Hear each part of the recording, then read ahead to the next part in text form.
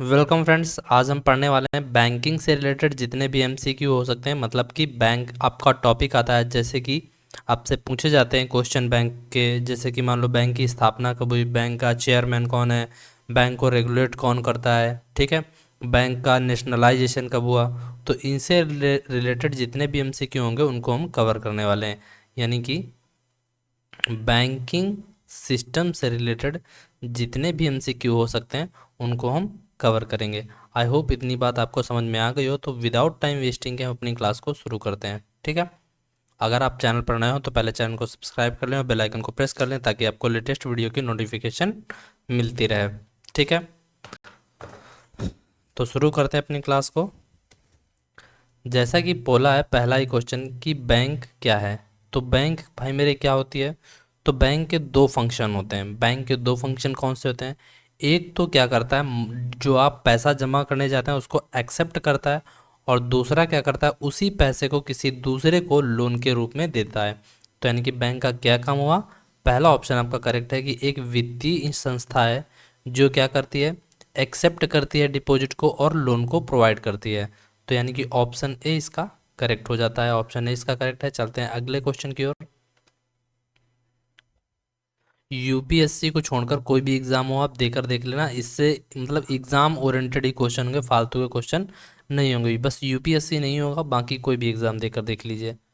What is NBFC, यानी कि NBFC का फुल फॉर्म क्या होता है। तो एनबीएफसी का एक फुल फॉर्म जो आपसे पूछा जाता है तो आपको बताना पड़ेगा।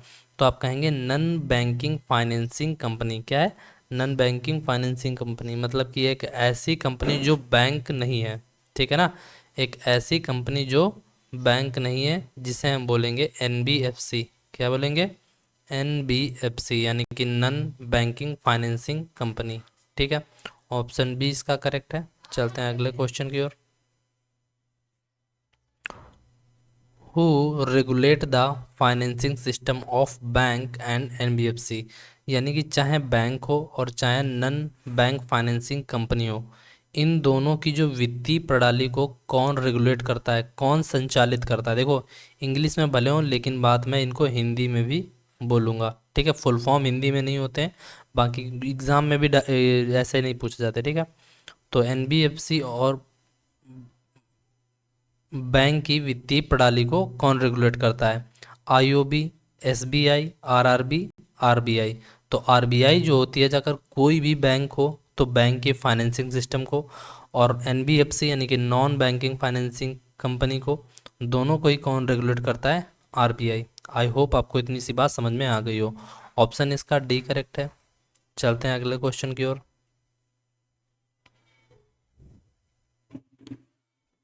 कौन सी बैंक जिसे पब्लिक सेक्टर बैंक अथवा गवर्नमेंट बैंक बैंक बोला जाता है। मतलब कहने का ये क्या है, पब्लिक सेक्टर बैंक और गवर्नमेंट बैंक का मतलब ये है, कौन सी ऐसी बैंक है जो क्या बोलते हैं जाकर, मतलब किनको, यानी कि सरकारी बैंकें बोला जाता है। बात यह है।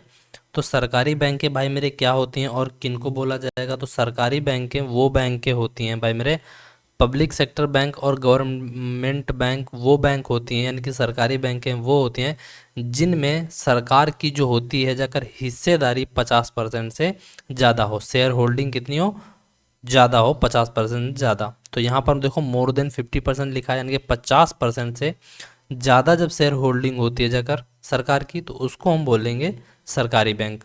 बात समझ में आ गई। ऑप्शन सी इसका करेक्ट है। चलते हैं अगले क्वेश्चन की ओर।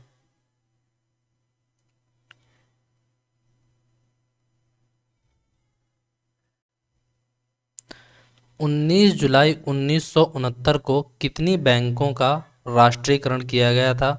During Indira Gandhi period, during Indira Gandhi period, यानी कि आपसे सवाल जो पूछा है भाई मेरे कि जब इंदिरा गांधी क्या थी, इंदिरा गांधी काल के, इंदिरा गांधी उस समय उनके प्रधानमंत्री रही थी। उस समय भाई मेरे क्या था कि कितनी बैंकों का राष्ट्रीयकरण किया गया था। नेशनलाइज्ड वर्ड का मतलब होता है राष्ट्रीयकरण। और 19 जुलाई 1969 को कितनी बैंकों का राष्ट्रीयकरण किया गया था, आपसे क्वेश्चन पूछा है। तो आप कहेंगे 14 बैंकों का राष्ट्रीयकरण किया गया था। कितनी बैंकों का, 14 बैंकों का राष्ट्रीयकरण किया गया था 19 जुलाई 1969 को। बात याद रखेंगे। जहाँ पर 19 जुलाई को ही हम नेशनलाइजेशन डे मनाते हैं। ठीक है, नेशनलाइजेशन डे मनाते हैं, नेशनलाइजेशन डे मनाते हैं। ठीक है, बात याद रखेंगे। चलते हैं अगले क्वेश्चन की ओर।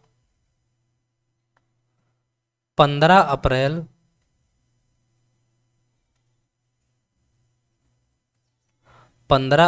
1980 को कितनी बैंक्स राष्ट्रीयकरण की गई थी?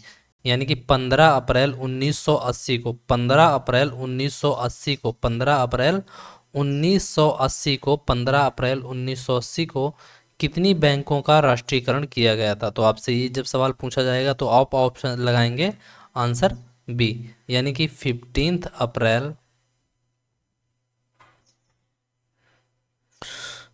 1980, 15 अप्रैल 1980 वो दिन था जब क्या हुआ था, 6 बैंकों का राष्ट्रीयकरण किया गया था। बात पल्ले पड़ गई।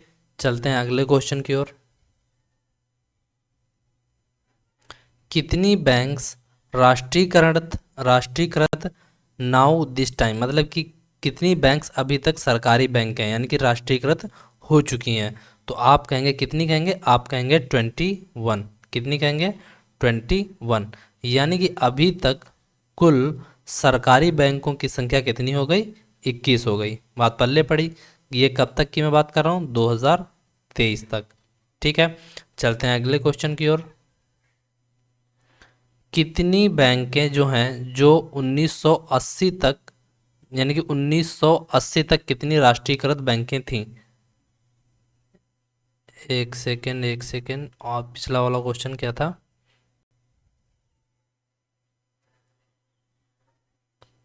अच्छा, एक सेकेंड गड़बड़ कर दिया है यार। देखो, इसमें पता है क्या, आप कभी भी अगर ऐसा क्वेश्चन आ जाए तो इसमें मतलब पूछा क्या है कि कितनी बैंकें जो हैं अभी इस समय, अगर राष्ट्रीय पूछी जाए, नेशनल बैंक हैं यानी जो सरकारी बैंक हैं, तो आप कहेंगे 12। कितनी कहेंगे? 12 अकॉर्डिंग टू 2023। ठीक है, लेकिन अगर 1980 तक पूछी जाए कि कब तक, 1980 तक, अगर 1980 तक पूछे कितनी बैंकें राष्ट्रीयकरण थी तो तब आप लगाएंगे 21। ठीक है, अब इसका आंसर जो हो जाए करेक्ट बी हो जाएगा। ठीक है, चलते हैं अगले सवाल की तरफ। किस दिन राष्ट्रीय नेशनलाइज्ड बैंकिंग डे मनाया जाता है? तो भाई मेरे, पहली बार राष्ट्रीयकरण बैंक का कब किया गया था? 19 जुलाई 1969 को, जब इंदिरा गांधी प्रधानमंत्री रही थी, तब पहली बार एक यानी कि बैंकों का राष्ट्रीयकरण किया गया था। इसीलिए 19 जुलाई को क्या करते हैं, राष्ट्रीयकृत बैंकिंग डे सेलिब्रेट करते हैं। ठीक है, चलते हैं अगले क्वेश्चन की ओर। देना बैंक और विजया बैंक को मर्ज किया गया किस बैंक के साथ 2019 में? तो देना बैंक और विजया बैंक का जो क्या बोलते हैं जाकर मर्ज हुई थी 2019 में बैंक ऑफ बड़ौदा के साथ। किसके साथ? बैंक ऑफ बड़ौदा के साथ, बैंक ऑफ बड़ौदा के साथ। यानी कि देना बैंक और विजया बैंक का 2019 में क्या बोलते हैं जाकर बैंक ऑफ बड़ौदा के साथ मर्ज कर दी गई। ठीक है, यानी दोनों को मिलाकर बैंक ऑफ बड़ौदा बना दी गई 2019 में। ऑप्शन बी इसका करेक्ट है। चलते हैं अगले सवाल की तरफ। अलाहाबाद बैंक का मर्ज किया गया किस बैंक के साथ? तो अलाहाबाद बैंक को बाद में इसका नया नाम कर दिया गया 2020 में। इसका नया नाम था इंडियन बैंक। क्या नाम था? Indian bank. Option B correct है। चलते हैं अगले सवाल की तरफ। सिंडिकेट बैंक को मर्ज किया गया, यानी कि सिंडी बैंक का नाम ही बदल दिया गया, और समझ रहे हो कि नहीं? तो मर्ज किया गया और उसका नाम बाद में कर दिया गया था 2020 में। किसका? सिंडिकेट बैंक का। यहाँ पर 1920 लिखा है, गलत लिखा है, यहाँ पर होना चाहिए था 2020। ठीक है, तो इसका जो सिंडिकेट बैंक था इसको कर दिया गया था केनरा बैंक में। किसके साथ मर्ज किया गया था? केनरा बैंक के साथ। ठीक है, तो ऑप्शन सी इसका करेक्ट है। चलते हैं अगले क्वेश्चन की ओर। United Bank of India and Oriental Bank of Commerce का मर्ज किया गया किस बैंक के साथ और कब किया गया था? 2020 में। तो यूनाइटेड बैंक ऑफ इंडिया और ओरिएंटल बैंक ऑफ कॉमर्स का जो मर्ज किया गया था वो पंजाब नेशनल बैंक के साथ किया गया था। पंजाब यानी कि पीएनबी, ठीक है। सबसे पुराना बैंक बोला जाता है पीएनबी, ठीक है। सबसे पुराना बैंक पीएनबी है और जिसका मर्जर जो हुआ था यूनाइटेड बैंक ऑफ इंडिया और ओरिएंटल बैंक ऑफ इंडिया के साथ मर्जर इसका हुआ था, ठीक है। ऑप्शन बी करेक्ट है। चलते हैं अगले सवाल की तरफ। आंध्रा बैंक और कॉरपोरेशन बैंक का मर्जर हुआ 2020 में किसके साथ? यानी कि आंध्रा बैंक और कॉरपोरेशन बैंक का मर्जर हुआ किस बैंक के साथ किया गया था? तो 2020 में इसका जो मर्जर कर दिया गया था यूनाइटेड बैंक ऑफ इंडिया के साथ, sorry union bank of India के साथ। किसके साथ? यूनियन बैंक ऑफ इंडिया के साथ। ऑप्शन सी करेक्ट है। चलते हैं अगले सवाल की तरफ। कौन सी बैंक का मर्ज किया गया था merge with 7 associated bank of SBI? SBI का 7 ऐसी कौन सी बैंकें थी, मतलब 7 बैंकों के साथ मर्जर किया गया था और एक क्या कर दी गई थी? एंड भारतीय महिला बैंक, मतलब कि 7 मतलब कि एसबीआई की 7 एसोसिएटेड बैंक और भारतीय महिला बैंक को बना मिलाकर एक बैंक बनाई गई थी जिसका नाम था एसबीआई। क्या नाम था? एसबीआई। तो एसबीआई को बनाया गया था कितनी बैंकों को मिलाकर? 7 एसोसिएटेड बैंक थी और एक भारतीय महिला बैंक हुआ करती थी। बात पल्ले पड़ी, यानी कि 7 associated bank of SBI and भारतीय महिला बैंक, इन सब का मर्ज करके बनाया गया था एसबीआई बैंक को। बात पल्ले पड़ी। मुझे लगता है यहाँ तक बात पल्ले समझ में आ गई होगी, पल्ले भी पड़ गई। ऑप्शन डी करेक्ट है। चलते हैं अगले सवाल की तरफ। निम्नलिखित banks is not a public sector bank और गवर्नमेंट बैंक, मतलब कि निम्नलिखित में से कौन सी एक बैंक है जो सरकारी बैंक नहीं है? देखो आज की डेट में कुल 12 बैंक के सरकारी बैंक हैं। बात आज करेंगे या करेंगे अकॉर्डिंग टू 2023, ठीक है। अभी तक सरकारी बैंकें कितनी हैं? आप कहेंगे जाकर 12 बैंकें हैं। कितनी हैं सरकारी बैंकें? 12 बैंकें। अब से पूछा इनमें से कौन सी एक जो है सरकारी बैंक नहीं है, ठीक है। तो यूनियन बैंक ऑफ इंडिया है, स्टेट बैंक ऑफ इंडिया है, central bank of India, bank of India है, लेकिन एचडीएफसी बैंक एक सरकारी बैंक नहीं है, ठीक है। तो ऑप्शन कौन सा करेक्ट हो जाएगा? ऑप्शन ई इसका करेक्ट है, जो कि पब्लिक सेक्टर बैंक नहीं है या फिर गवर्नमेंट बैंक नहीं है।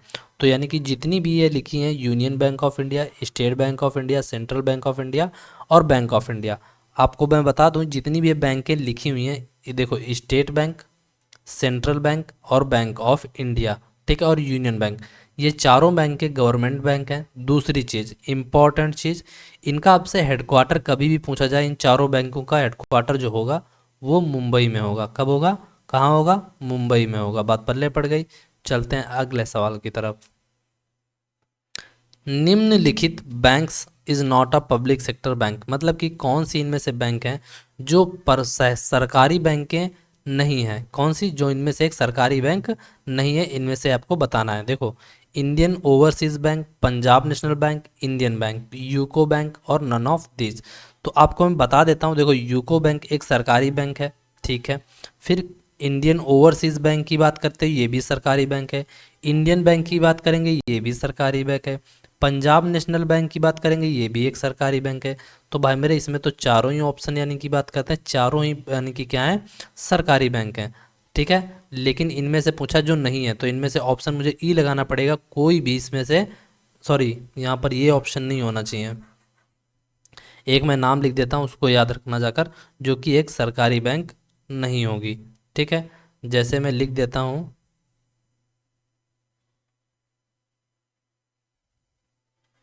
हम्म,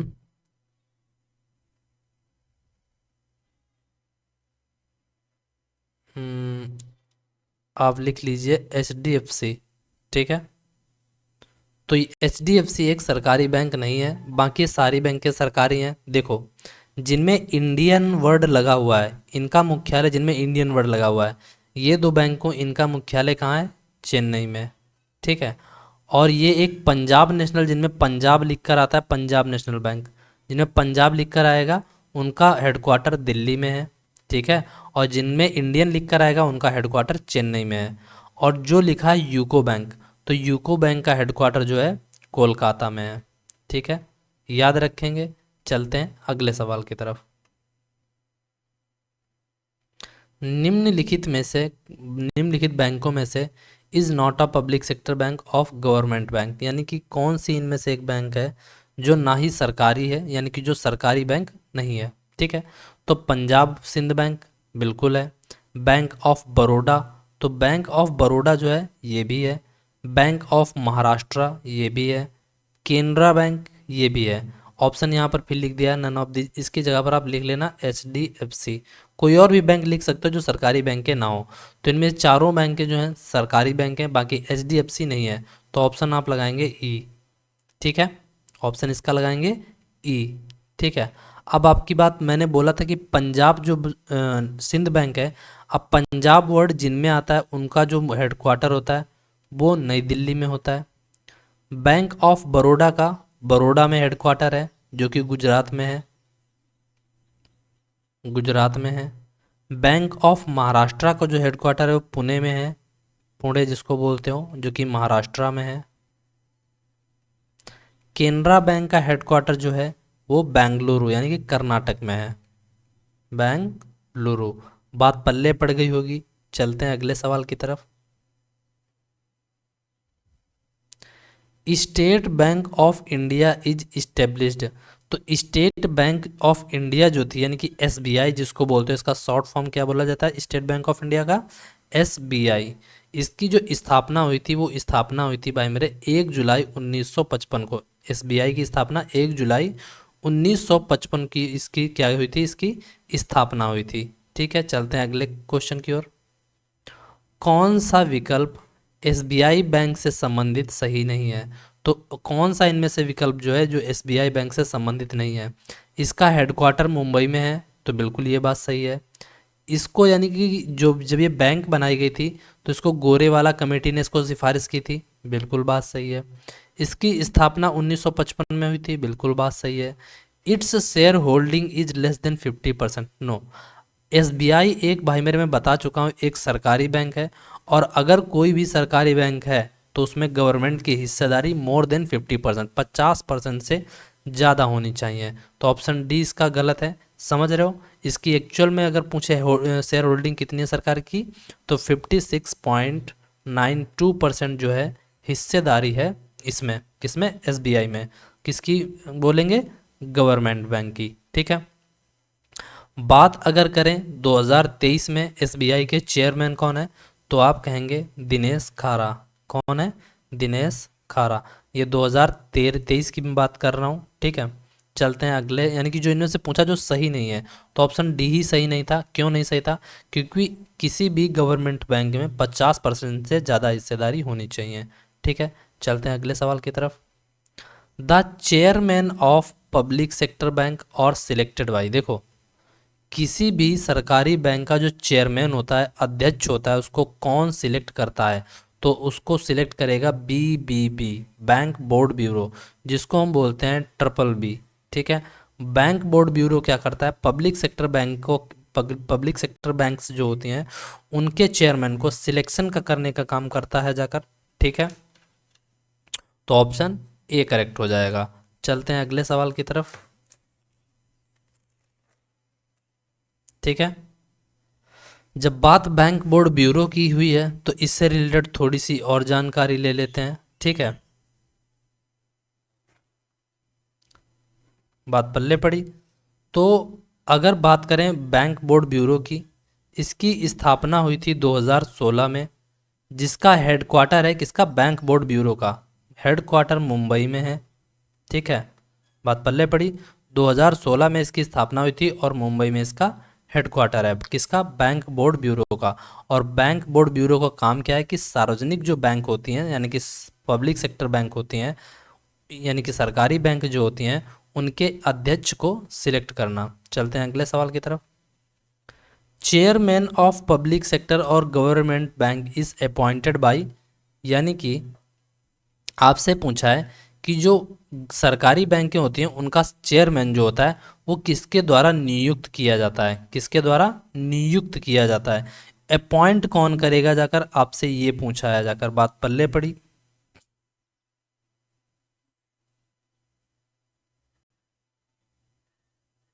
ठीक है। तो आपसे पूछा क्या है, अपॉइंट किसके द्वारा किया जाता है, तो अपॉइंट करेगी गवर्नमेंट ऑफ इंडिया। देखो वहाँ पर मैंने बोला था कि सिलेक्ट करना और अपॉइंट करना में डिफरेंस होता है। देखो पहली बात समझो, मैंने कहा मेरे पास 4 ऑप्शन थे, मैंने 4 ऑप्शन को चूज किया कि ये बेस्ट है, ये क्या है, बेस्ट है। लेकिन इनको भाई मेरे बेस्ट को वेरीफाई कौन करेगा, जो भाई मेरे एग्जामिनर होगा। ऐसे ही होता है कि जो मैं चूज, जो मतलब कि बीबीबी का काम क्या है, यानी कि ट्रिपल बी का काम क्या है, या बैंक बोर्ड ब्यूरो का काम क्या है, वो सिलेक्ट करती है। बाकी अपॉइंट कौन करेगा, गवर्नमेंट ऑफ इंडिया। तो ऑप्शन बी करेक्ट हो जाएगा। चलते हैं अगले सवाल की तरफ। और मैंने ये भी बोला था, आपसे बताया था कि बैंक बोर्ड ब्यूरो का हेडक्वार्टर कहाँ है, मुंबई में, और इसकी स्थापना 2016 में की गई थी। ठीक है। और यहाँ पर आपसे पूछा है अपॉइंटमेंट किसके द्वारा की जाती है, किसकी, चेयरमैन की, किसकी, सरकारी बैंकों के चेयरमैन की, तो गवर्नमेंट ऑफ इंडिया। चलते हैं अगले सवाल की तरफ। कौन सा कथन सही है बैंक बोर्ड ब्यूरो से संबंधित, यानी आपसे आगे जो सवाल लिखा हुआ है बैंक बोर्ड ब्यूरो से संबंधित कौन सा कथन जो है वो सही है। ठीक है। ऐसे शायद आपको छोटा छोटा दिखे, थोड़ा सा बड़ा करने पर अच्छा दिखेगा। देखो कौन सा कथन जो है बैंक बोर्ड ब्यूरो से संबंधित सही है, तो इसकी स्थापना 2016 में हुई थी, बिल्कुल सही बात है। इसका हेडक्वार्टर मुंबई में है, बिल्कुल बात सही है। और इसका काम क्या है, चेयरमैन ऑफ पब्लिक सेक्टर और गवर्नमेंट बैंक का सिलेक्ट करना, बिल्कुल बात सही है। तो इनमें जितने भी ऑप्शन जो करेक्ट हैं, ऑप्शन डी करेक्ट है, यानी कि सारे ही सही हैं, इसीलिए ऑप्शन मुझे डी लगाना पड़ेगा। चलते हैं अगले सवाल की तरफ। 2023 तक कितने ग्रामीण यानी कि regional rural banks are there, तो 2023 तक अगर कभी पूछे आपसे कितने आरआरबी बैंक हैं, तो 2023 तक जितने भी रीजनल रूरल बैंक रहे उनकी संख्या 56 रही थी। लेकिन 56 तो रही थी, अगर इनमें से आपसे पूछ ले कि कितने मुख्य हैं, कितने मुख्य हैं, तो इनमें से जो मुख्य की संख्या होगी वो 12 ही होगी। कितनी होगी, 12 होगी। बात पल्ले पड़ी। चलते हैं अगले सवाल की तरफ। कौन सा विकल्प ग्रामीण क्षेत्रीय बैंक से संबंधित सही है, जिनको हम रीजनल रूरल बैंक या आरआरबी बैंक बोलते हैं। ठीक है। तो ग्रामीण क्षेत्रीय बैंक से संबंधित कौन सा विकल्प सही है। ठीक है। It's capital ratio 50% central bank, 15% state का और 35% स्पॉन्सर्ड का होता है। तो ये बात पहला ऑप्शन सही है कि जब भाई मेरे ग्रामीण बैंकें बनाई गई थी उनमें कहा कि भाई मेरे पैसा किसका किसका होना चाहिए। तो देखो गवर्नमेंट की हिस्सेदारी इसमें कितनी है, 50% सेंट्रल बैंक में है, 15% स्टेट बैंक में है। तो गवर्नमेंट की हिस्सेदारी भाई मेरे क्या हो गई, कितनी हो गई, 65%। कितनी हो गई गवर्नमेंट की हिस्सेदारी, 65%। ठीक है ना, सॉरी, गवर्नमेंट की हिस्सेदारी कितनी हुई, 50%, 15% राज्य की हो गई, 35% स्पॉन्सर्ड की हो गई। तो ये एक क्या सरकारी बैंक है, बिल्कुल नहीं है। ठीक है।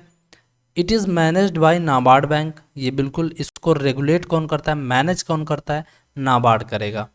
इसकी सिफारिश जो की गई थी नरसिम्हा कमेटी के द्वारा की गई थी, ये बात बिल्कुल अपनी आप जगह, अपनी आप की बात करें तो सही है कि नरसिम्हा कमेटी ने आरआरबी को बनाने के लिए सिफारिश की थी। ठीक है। और इसको नाबार्ड बैंक रेगुलेट करता है। तो यानी कि तीनों ऑप्शन करेक्ट हैं, इसीलिए ऑप्शन डी लगाना पड़ेगा। चलते हैं अगले सवाल की तरफ। आरआरबी बैंक की स्थापना जो थी वो कब हुई थी, तो आरआरबी बैंक की स्थापना जो थी 2 अक्टूबर 1975 को हुई थी। कब हुई थी, 2 अक्टूबर 1975 को इसकी स्थापना हुई थी। चलते हैं अगले सवाल की तरफ। What was the first RRB bank, यानी कि पहला आरआरबी बैंक कौन था, विच वाज, विच, अच्छा 2 बार लिख गया है, विच वाज, देखो मैं इसको हटा देता हूँ ज़्यादा बेटर रहेगा।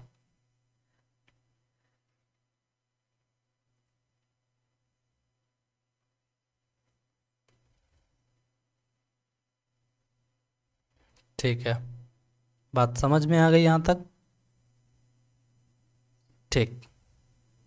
Which was placed in Moradabad UP में। ठीक है। मतलब कहने का क्या है कि जो हमारी पहली आरआरबी बैंक जो रही थी, जो भाई साहब मुरादाबाद यूपी में पहली बार मतलब कि पहली बैंक आरआरबी बनाई गई थी, वो कहाँ स्थित थी? मुरादाबाद यूपी में। तो उस पहली आरआरबी बैंक का नाम क्या था? उस पहली आरआरबी बैंक का नाम प्रथमा बैंक था। क्या नाम था? प्रथमा बैंक। बात पल्ले पड़ी। ऑप्शन इसका बी करेक्ट है। मुझे लगता है इतनी बात पल्ले पड़ गई होगी। चलते हैं अगले सवाल की तरफ।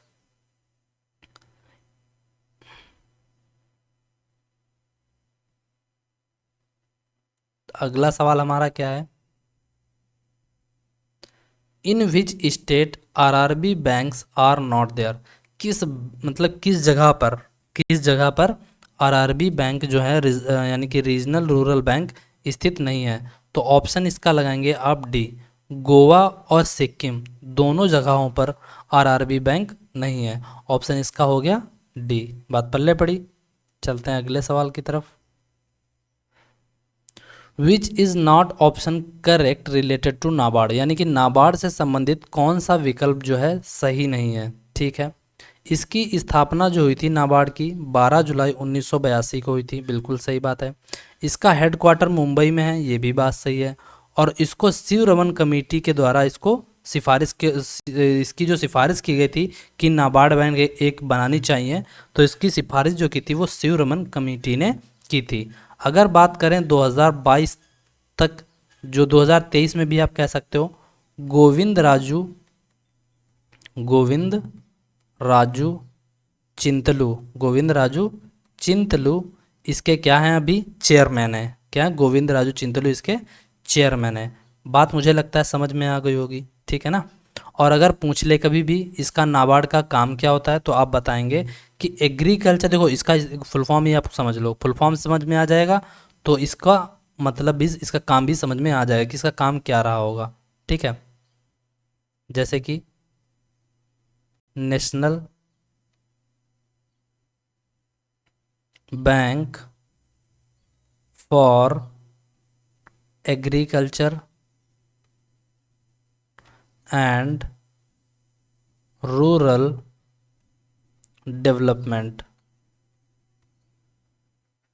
मतलब क्या होता है भाई मेरे, कि जो नेशनल बैंक यानी कि नाबार्ड जो था जाकर ना, जो इसका जो फुल फॉर्म था, तो इसका फुल फॉर्म था national bank for agriculture and rural development. यानी कि ग्रामीण का विकास करना और एग्रीकल्चर के लिए बैंक थी ये। ठीक है ना? तो यानी कि ग्रामीण क्षेत्र और एग्रीकल्चर के सेक्टर में विकास करने के लिए इस बैंक को बनाया गया था। बात पल्ले पड़ गई। ठीक है। और ये मैनेज भाई मेरे कि इसका काम और क्या करता है? ये आरआरबी को मैनेज करता है। मैंने पहले ही बताया था, आरआरबी और कोऑपरेटिव बैंक्स को। ठीक है। तो इसमें जो ऑप्शन इसका करेक्ट हो जाएगा 29 वाले का, ऑप्शन ए करेक्ट है। इसकी स्थापना 12 जुलाई 1982 को हुई थी। इसका हेडक्वार्टर मुंबई में है और इसको शिवरमन कमेटी की सिफारिश के द्वारा बनाया गया था। चलते हैं अगले सवाल की तरफ। सिडबी, सिडबी का फुल फॉर्म क्या था? Small Industry Development Bank of India. यानी कि small Industry Development Bank of India is established. यानी कि सिडबी की स्थापना जो थी वो भाई मेरे कब हुई थी? तो सिडबी की स्थापना 2 अप्रैल 1990 को हुई थी। कब हुई थी? 2 अप्रैल 1990 को। 2 अप्रैल 1990 को सिडबी की स्थापना हुई थी। ठीक है। और जिसका हेडक्वार्टर आपसे पूछा जाएगा तो आप लगाएंगे लखनऊ। ठीक है। हेडक्वार्टर इसका क्या होगा? कहाँ होगा? लखनऊ में। इसके अगर वर्तमान चेयर 2023 की बात करते हैं, इसके जो चेयरमैन हैं वो हैं एस रमन। बात पल्ले पड़ी। एस रमन। ठीक है। और सिडबी का काम क्या होता है कि जो होता है जाकर छोटे छोटे उद्योग जो होते हैं उनको डेवलपमेंट करना। ठीक है। जैसे कि MSME यानी कि माइक्रो स्मॉल मीडियम इंटरप्राइजेस। ठीक है। तो यानी कि आपको इसका आंसर तो पता ही है, बी करेक्ट हो गया। चलते हैं अगले क्वेश्चन की ओर। सिडबी का हेडक्वार्टर कहाँ है? अभी मैंने बताया था लखनऊ में। ठीक है। जिसकी स्थापना जो हुई थी किसकी? सिडबी की 2 अप्रैल 1990 को, जिसका हेडक्वार्टर लखनऊ में है। ठीक है। और एस रमन अभी 2023 में इसके चेयरमैन हैं। ठीक है। चलते हैं अगले सवाल की तरफ। निम्नलिखित में से कौन है जो मैनेज करता है एंड डेवलप करता है स्मॉल स्केल इंडस्ट्री को? ठीक है। यानी कि कौन है इसमें से वो इनमें से कौन सी वो संस्था है जो क्या करती है? वो छोटे छोटे पैमाने पर जो उद्योग होते हैं और या फिर माइक्रो स्मॉल मीडियम इंटरप्राइजेस को डेवलप करने का काम करता है। तो उसका नाम मैंने अभी बताया था, सिडबी बताया था कि नहीं, C Small Industry Development Bank of India. और मैंने बोला था कि सिडबी की स्थापना कब हुई थी, तो 2 अप्रैल 1990 को इसकी स्थापना हुई थी। एस रमन इसके क्या हैं, जाकर 2023 के अकॉर्डिंग इसके चेयरमैन है, ठीक है। और इस क्या बोलते हैं, जाकर इसका हेडक्वार्टर लखनऊ में है। चलते हैं अगले सवाल की तरफ। Which option is correct related to EXIM. EXIM क्या होता है, एक्सपोर्ट और इंपोर्ट, एक्सपोर्ट और इंपोर्ट बैंक ऑफ इंडिया। ये क्या लिखा है, export and import bank of India, ठीक है, export and import bank of India, ठीक है। तो एग्जिम का फुल फॉर्म होता है export import bank of India. बात पल्ले पड़ गई, ठीक है। तो एग्जिम का काम क्या हुआ, अब इससे ही पता चलता होगा कि इसका काम क्या रहा होगा। इसका फंक्शन है डेवलपमेंट करना, export and import in India, Bharat में आय और यानी कि आयात और निर्यात को में विकास करना, डेवलप करना, ठीक है। इसका हेडक्वार्टर मुंबई में है, बिल्कुल है। इसकी स्थापना जो हुई थी 1 जुलाई 1982 को हुई थी, यानी कि 1 जुलाई 1982 की एग्जिम की स्थापना हुई थी। यानी कि ऑप्शन यहाँ पर डी करेक्ट हो जाएगा। सभी अपनी आप जगह बात करेक्ट है, बात पल्ले पड़ी। 1 जुलाई नहीं होगा, आपसे पूछ यहाँ पर पता है क्या होना चाहिए, 1 जुलाई नहीं था यहाँ पर भाई मेरे, कर लेना 1 जनवरी, ठीक है। जुलाई नहीं होगा, 1 जनवरी होगा, 1 जनवरी, 1 जनवरी 1982 को इसकी स्थापना हुई थी, किसकी, एग्जिम की। बात पल्ले पड़ी, तब आपका ऑप्शन डी करेक्ट हो जाएगा, ठीक है। अगर आपसे इसके चेयरमैन एग्जिम के अभी की पूछ लें 2022 के अकॉर्डिंग, तो इसके थे हर्षा बंगारी। कौन रहते, हर्षा बंगारी। अगले सवाल की ओर चलते हैं।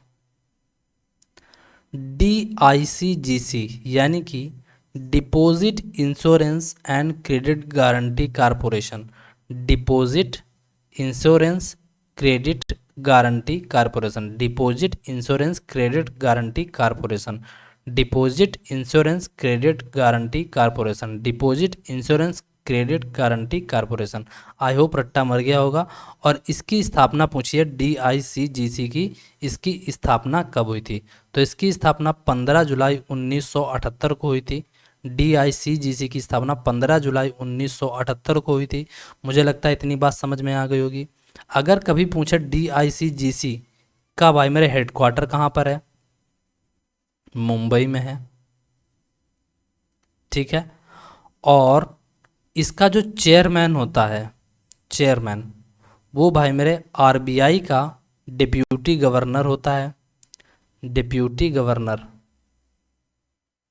गवर्नर। बात पल्ले पड़ी। अब इसका फंक्शन क्या होता है, इसका काम क्या होता है, किसका, DICGC का। तो जैसे कि DICGC का भाई मेरे जो काम होता है, जैसे कि क्या करते हैं, मान लो कोई कंपनी आपकी जैसे कि पैसे लेकर भाग गई, इंश्योरेंस कंपनी कोई लेकर भाग जाती है, तो उसके लिए ये क्या करता है, ये आपको अगर मान लो आपके बैंक में 5 लाख रुपया है, कितना है बैंक में आपके 5 लाख रुपया पड़ा हुआ है, तो भाई मेरे 5 क्या, 5 के ऊपर हो चाहे 6 हो चाहे जितना भी हो, वो आपको 5 लाख रुपया तक ही दे सकती है। मान लो कोई कंपनी आपसे भाग जाए, तो ये मतलब कि एक ऐसी है जो आप यहाँ से पैसे क्लेम करके ले सकते हो, ये क्लेम कंपनी होगी इंश्योरेंस की। बात पल्ले पड़ गई। यानी कि ये क्या करती है, एक प्रोवाइड करती है insurance of bank deposit up to 5 lakh, ठीक है। कोई मान लो बैंक भाग जाती है, तो उसके तौर पर ये पैसा आपको देगी 5 लाख रुपया। बात पल्ले पड़ गई। और ये 5 लाख से अगर रुपये कम है तब तो फिर कम ही मिलेंगे, लेकिन अगर 5 लाख से ऊपर हैं तो आपको 5 लाख ही मिलेंगे। बात पल्ले पड़ी, ठीक है। तो 15 जुलाई 1978 को इसकी स्थापना हुई थी। इसका मुंबई में हेडक्वार्टर है। इसके चेयरमैन जो हैं RBI डिप्यूटी गवर्नर होता है, ठीक है। ऑप्शन सी करेक्ट है। चलते हैं अगले सवाल की तरफ।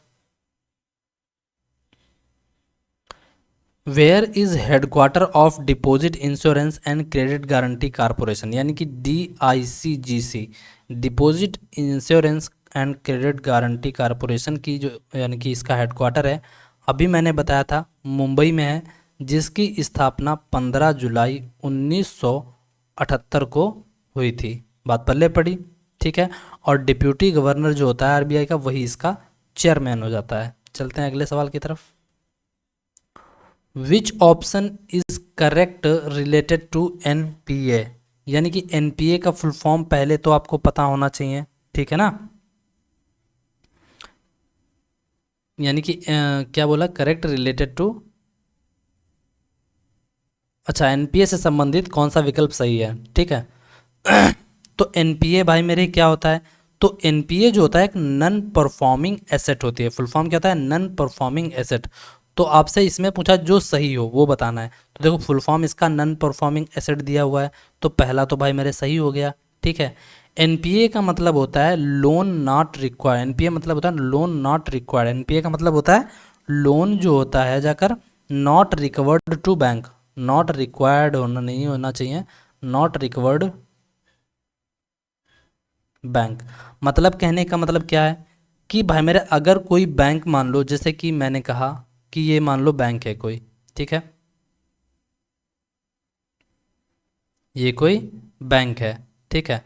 अब इस बैंक में आप गए, आपने लोन लिया, ठीक है। अब आपने लोन लिया और लोन भाई मेरे क्या हो गया, लोन को हो गए 90 दिन। कितने हो गए, 90 दिन। अगर लोन को 90 दिन हो जाता है तो इसको क्या बोला जाएगा फिर, एनपीए। जो एनपीए होता है अब इसको कोई ना कोई तो रिकवर करने आएगा। तो 90 दिन के बाद जो लोन होता है उसको, लोन को ना आप जब दे पाए 90 दिन तक, तो उसको हम बोलेंगे एनपीए। बात पल्ले पड़ी। तो एनपीए का मतलब ही होता है लोन, ऐसा लोन जो रिकवर ना किया गया हो बैंक के द्वारा। समझ में आया, ठीक है। और इट्स ओवर ड्यू हो टाइम होता है 90 दिन का। ये एनपीए जब भी बोला जाएगा जब 90 डेज के बाद आप लोन ना पे कर पाएँ, ठीक है। और इसकी फुल फॉर्म मैंने बता दी थी। और इसको बोला जाता है बैड लोन। क्या बोला जाएगा, बैड लोन। विजय माल्या वगैरह लेकर भाग गए थे, समझ रहे हो, यानी कि वो एनपीए था, ठीक है। चलते हैं, और इसका आंसर जो करेक्ट हो जाएगा ऑप्शन नहीं करेक्ट हो जाएगा।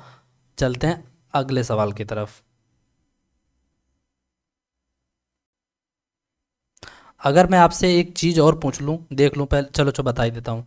एक इसके लिए, एनपीए के लिए एक नियम बनाया गया था। क्यों बनाया गया था, ताकि जो ये लोग लेकर पैसा भाग जाते हैं, ठीक है ना, जो पैसा लेकर भाग जाते हैं, ठीक है ना, लोन वगैरह, तो उनको ही उन्होंने एक जो क्या था, गवर्नमेंट ने एक रूल बनाया था, एक रूल पास किया जिसका नाम था सरफेस्ट, SARFAEST, सरफेस्ट एक्ट 2002। यानी इस एक्ट का नाम था सरफेस्ट एक्ट 2002, ठीक है। और ये एनपीए के लिए बनाया गया था, ताकि लोन लेकर जो भाग जाए उनके लिए, ठीक है। आपसे पूछा है टू ओवरकम एनपीए, यानी कि नॉन परफॉर्मिंग एसेट को कंट्रोल करने के लिए गवर्नमेंट ने एक सरफेस्ट एक्ट बनाया था। यह किस साल बनाया था, तो आप कहेंगे एक्ट दो जो बनाया गया था 2002 में। ऑप्शन सी करेक्ट है। चलते हैं अगले सवाल की तरफ।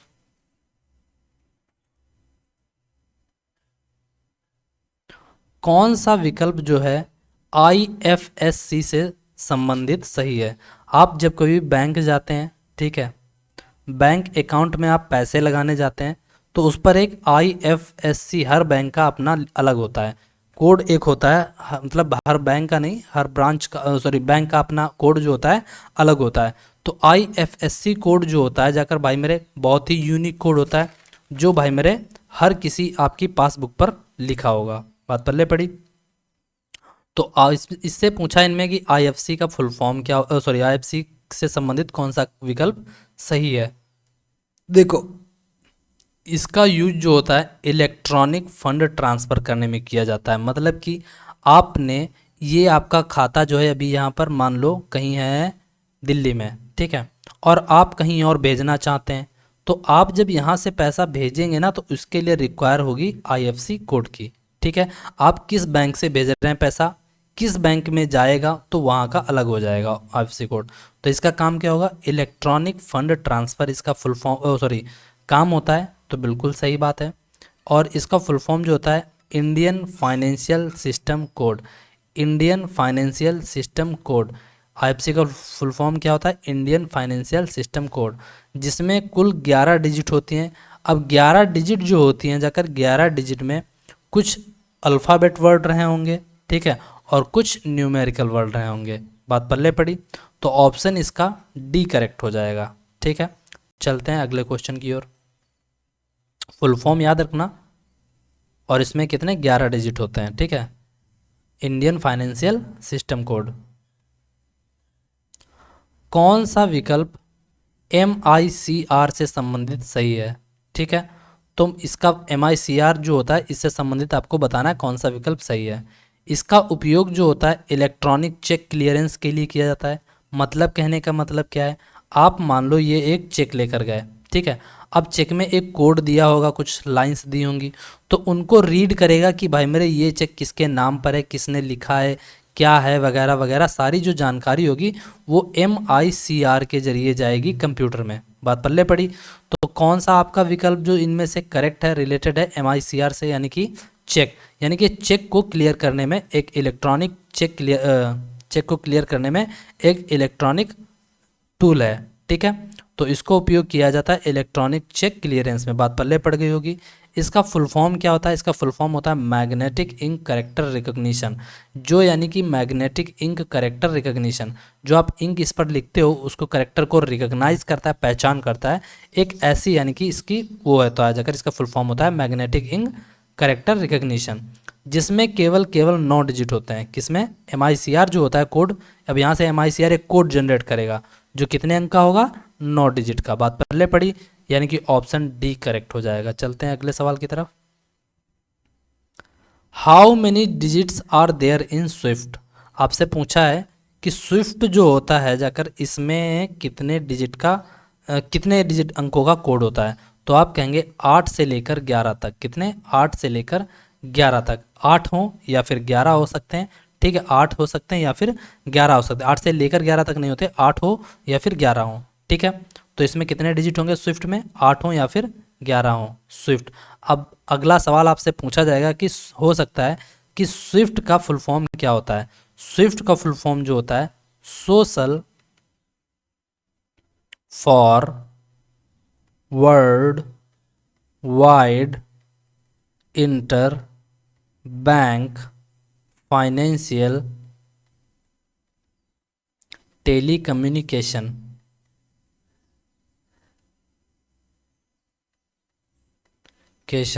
ठीक है, social for world wide interbank, social for world wide interbank financial telecommunication. बात पल्ले पड़ी, तो यानी कि 8 अथवा 11 इसके रहे होंगे जाकर डिजिट। ठीक है, चलते हैं अगले सवाल की तरफ।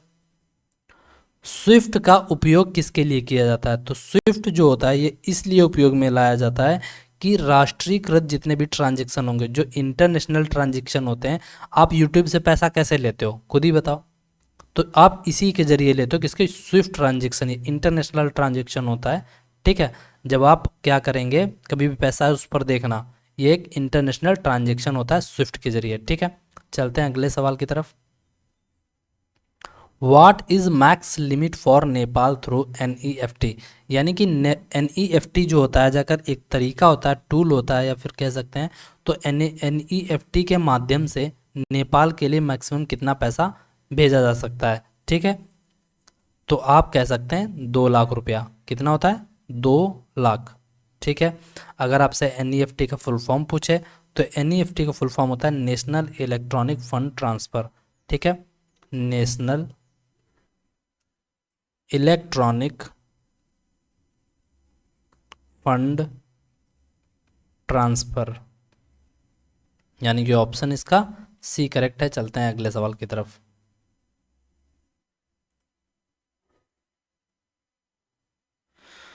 इन विच ऑफ द फॉलोइंग, निम्नलिखित में से सबसे सबसे मतलब फास्टेस्ट तरीका क्या है उपयोग में लाया जाता है? ठीक है, यानी कि फंड किसी चीज़ को ट्रांसफ़र करने में सबसे फास्टेस्ट तरीका कौन सा उपयोग में लाया जाता है? ठीक है, तो आप कहेंगे सबसे फास्टेस्ट जो तरीका है इनमें से वो है RIGS, यानी सॉरी RTGS बोला जाता है, RIGS नहीं बोला जाता है, real time gross settlement. RTGS का मतलब क्या होता है? Real time gross settlement. ठीक है, तो आरटीजीएस के जरिए आप क्या कर सकते हैं, सबसे जल्दी पैसा भेज सकते हैं। ठीक है, ऑप्शन सी इसका करेक्ट है। चलते हैं अगले सवाल की तरफ। निम्नलिखित में से सबसे स्लोवेस्ट मेथड कौन सा है पैसा भेजने का? तो वो होगा NEFT, नेशनल, क्या बोलते हैं, national electronic fund transfer, NEFT। बात पल्ले पड़ी। देखो आपको थोड़ा सा NEFT के बारे में बता देता हूँ। देखो इसमें आप कोई भी लिमिट नहीं है किसके लिए, ना ही मिनिमम लिमिट है और ना ही मैक्सिमम लिमिट है पैसा भेजने की, लेकिन नेपाल के लिए सिर्फ है 2 लाख रुपया। ठीक है, बात पल्ले पड़ गई। और इससे पहले वाला जो था, अगर आरटीजीएस, अगर इसकी मैं बात करूं तो इसके लिए भी यानी कि जो क्या होता है, इसमें केवल आप इंडिया के लिए केवल पैसा भेज सकते हो। इसके आरटीजीएस सिस्टम जो है ये केवल इंडिया के लिए है। बात पल्ले पड़ी। ठीक है, और अब मिनिमम 2 लाख और मैक्सिमम की कोई लिमिट नहीं है। मिनिमम आपको रुपया भेजना है तो आरटीजीएस के जरिए 2 लाख रुपये तक भेज सकते हो, और मैक्सिमम कितना भी भेजो। ठीक है, और सबसे फास्टेस्ट तरीका है RTGS, real time gross settlement. चलते हैं अगले सवाल की तरफ। निम्नलिखित में से कौन सी प्राइवेट सेक्टर लैंडिंग के अंदर आता है? निम्नलिखित में से कौन सा इनमें से है एक जो प्राइवेट सेक्टर लैंडिंग के अंदर आता है? आपसे डायरेक्ट लिखकर हो सकता है PSL लिख कर आ जाए कभी कभी, इसका शॉर्ट फॉर्म PSL होता है, प्राइवेट सेक्टर लैंडिंग। यानी कि प्राइवेट सेक्टर लैंडिंग क्या होता है? प्राइवेट सेक्टर लैंडिंग भाई मेरे वो होता है जब, मतलब कि जैसे कि मान लो सरकार ने कहा कि भाई मेरे कि इतना इतना लोन भाई मेरे आपको मतलब इतना अलाउ किया जा रहा है, तो जितना भी लोन अलाउ किया जाता है उसमें से 40% जो होता है ये रिजर्व होता है। क्या होता है? ये रिजर्व लोन होता है। कैसा होता है? रिजर्व लोन होता है। वो कुछ कैटेगरी के लिए भाई मेरे स्पेशल लोन, उनको इतना तो फिक्स होता है उनके लिए। क्या होता है? 40% जो होता है टैक्स, सॉरी, लोन उनके लिए फिक्स होता है, मतलब वो 40% तक टैक्स ले सकते हैं। इससे ज़्यादा ले सकते हैं और इससे कम भी ले सकते हैं, लेकिन इनको कोई देने से मना नहीं कर सकता। ठीक है, किस चीज़ के लिए मना नहीं कर सकता? जो प्राइवेट सेक्टर लैंडिंग जो होता है ये किसके लिए अंदर आता है? तो आप कहेंगे हाउसिंग के अंदर आता है, SC ST एंड माइनॉरिटी के अंदर आता है, और वुमेन हो या फिर डिसेबल्ड हो। ठीक है, आपको घर बनाना है तो आप 40%, यानी कि किसी बैंक में जाइए, आपको 40% तो तक का लोन तो बिना मांगे ही देंगी, अगर इतना मांग लिया। ठीक है, और कम भी मांगेंगे तब भी चलेगा। ठीक है, बाकी अगर जैसे कुछ सेक्टर होते हैं जिनमें आप 40%, उनमें क्या होता है कि उनमें उनमें बचता है फिर 60%, फिर 60% के अलावा उनको टैक्स देंगे, उनमें उनकी एक लिमिट होती है। बाकी 40 जो प्राइवेट सेक्टर लैंडिंग में जितने भी सेक्टर रखे गए हैं उनके लिए भी लोन की कोई लिमिट नहीं होती है। ठीक है, तो हाउसिंग के लिए कोई लिमिट नहीं है, SC ST और माइनॉरिटी के लिए कोई लिमिट नहीं है, वुमेन डिसेबल्ड के लिए कोई लिमिट नहीं है, ऑल ऑफ दिज, यानी 40% तक तो दे सकते हैं, तुम चाहे कुछ भी कर लो। ठीक है, इसके बाद वो चाहे 50 बहाने बनाए, बात अलग है।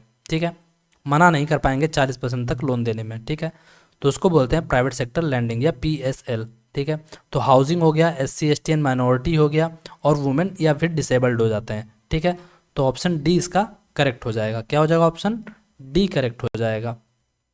इन सभी के लिए लोन प्राइवेट सेक्टर लैंडिंग में दिया जाता है। ठीक है, अगला सवाल हमारा क्या है? देखो अगर और थोड़ा बहुत जाना है तो मैं थोड़ा बहुत और बता देता हूँ आपको। ठीक है, PSL में बहुत सारे आते हैं। देखो आप कोई बिजनेस शुरू करो, मैं इसको हटा ही देता हूँ ये वाला।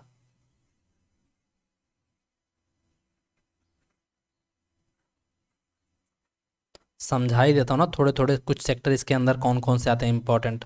जैसे कि एग्रीकल्चर, आप एग्रीकल्चर में हैं, आप इसके तहत लोन ले सकते हैं। आप एजुकेशन के लिए लोन, मतलब कि एजुकेशन के लिए प्राइवेट सेक्टर लेंडिंग आपको मिलेगी, यानी कि 40% तक लोन मिलेगा। ठीक है, आप घर बनाना चाहते हैं, आपको घर के लिए लोन मिलेगा।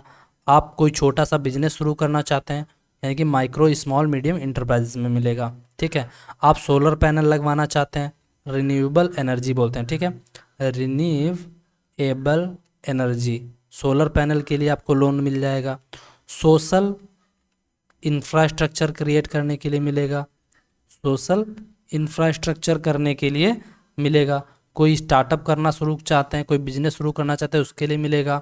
SC ST के लिए मिलेगा, माइनॉरिटी के लिए मिलेगा, वुमेन एम्पावरमेंट के लिए मिलेगा, वीकर सेक्शन के लिए मिलेगा, और असमर्थ जो लोग हो जाते हैं, डिसेबल्ड, जैसे किसी का हाथ टूटा पैर टूटा, उनके लिए मिल जाता है भाई मेरे ये लोन, यानी कौन सा, यानी कि ये housing, SC ST and minority, और यानी कि PSL लोन। ठीक है, PSL लोन। चलते हैं अगले सवाल की तरफ। Bank of Hindustan which is located in Kolkata, यानी कि बैंक ऑफ हिंदुस्तान जो है ये भाई मेरे कहाँ, कोलकाता में स्थित है। और आपसे पूछा है भाई मेरे इसकी स्थापना कब हुई थी। ठीक है, तो बैंक ऑफ हिंदुस्तान जो कि कोलकाता में जिसकी ब्रांच थी, अब इसकी स्थापना जो हुई थी दो 1700 स्थापना तो 1770 में हुई थी, लेकिन ये चली कब थी, 1829 तक ही चली थी, उसके बाद बंद हो गई थी। 1770 से शुरू हुई थी और 1829 तक चली थी, याद रखेंगे। स्थापना क्या है तो 1770 में हुई थी, लेकिन चली कब तक थी, 1829 तक। बात पहले पढ़ी, ऑप्शन सी करेक्ट है। चलते हैं अगले सवाल की तरफ। कौन सा विकल्प जो है सही है इनमें से, तो इनमें से विकल्प जो सही है, देखो बैंक ऑफ बंगाल जो था, बैंक ऑफ बॉम्बे है, बैंक ऑफ मद्रास है, और PNB है। तो आपसे पूछा इनमें से विकल्प कौन सा सही है, तो देखो बैंक ऑफ बंगाल जो था इसकी स्थापना 1806 ईस्वी में हुई थी और 1921 तक चला था। ठीक है, बैंक ऑफ बॉम्बे जो था 1840 में इसकी स्थापना हुई, 1921 तक चला था। सॉरी, 1840 से शुरू हुई और 1921 तक चला था। फिर बैंक ऑफ मद्रास जो था भाई मेरे ये 1843 से शुरू हुआ था और 1921 तक चला था। बात पल्ले पड़ी। फिर पंजाब नेशनल बैंक जो था इसकी स्थापना 1894 तक यानी कि के करीब हुई थी। तो यानी कि मैं कह सकता हूँ इसमें सभी ऑप्शन सही हैं, तो ऑप्शन ई लगाना पड़ेगा। ठीक है, अब इनमें से मैं अगर एक बात बताऊं, ये जो तीन ये बैंकें पहली वाली थी, कौन सी बैंक है, ये वाली, ये पहली वाली जो तीन बैंकें हैं, इनका बैंकों का भाई मेरे इन्हीं को बोला जाता था पहले प्रेसिडेंसी बैंक। आपसे सवाल पूछा जाएगा कि प्रेसिडेंसी बैंक इनमें से कौन कौन सी हैं, तो आप कहेंगे जाकर bank of Bengal, bank of Bombay, bank of Madras. ठीक है, चलते हैं अगले सवाल की तरफ। इरडाई यानी कि infrastructure regulatory development authority of India की स्थापना कब हुई थी। ठीक है, तो इरडाई की जो स्थापना हुई थी ये हुई थी 1999, 1999 में इसकी स्थापना हुई थी। और इसका जो क्या बोलते हैं हेडक्वार्टर है वो भाई मेरे हैदराबाद में है। ठीक है, हैदराबाद। देखो आपको याद ना रहे कि है इसका हेडक्वार्टर कहाँ है, तो वैसे याद रखें DRA। तो देखो यहाँ पर रखता है रडा, है ना, हैदरा, ऐसा कुछ मिलता जुलता है राइमिंग। तो आप कहेंगे इसकी स्थापना कहाँ, सॉरी इसका हेडक्वार्टर कहाँ है, हैदराबाद में, याद रखेंगे। ठीक है, और मैंने बोला उसको अभी तक इसका नाम सिडबी का, सिडबी का मैंने बोला था भाई मेरे, कहाँ पर उसका हेडक्वार्टर है, सिडबी का मैंने बोला था लखनऊ में। कहाँ बोला था, लखनऊ में। ठीक है, चलते हैं अगले सवाल की तरफ। इरडा का हेडक्वार्टर आपसे पूछा गया है तो आप कहेंगे हैदराबाद में, क्योंकि यहाँ पर अरडा आता है जाकर, अरडा है ना, हैदरा और अरडा ऐसा कुछ आता है ना, तो मिलती जुलती राइमिंग है, इसीलिए ऑप्शन सी करेक्ट है, हैदराबाद। अगर आपको मैं थोड़ा सा इसके इरडाई के बारे में बताना चाहूँ तो सुन लीजिए, आपके ही काम आएगा। ठीक है, इसका फुल फॉर्म जो होता है infrastructure regulatory development authority of India होता है। ठीक है, स्थापना 1999 में हुई थी, ये मैंने बता चुका हूँ।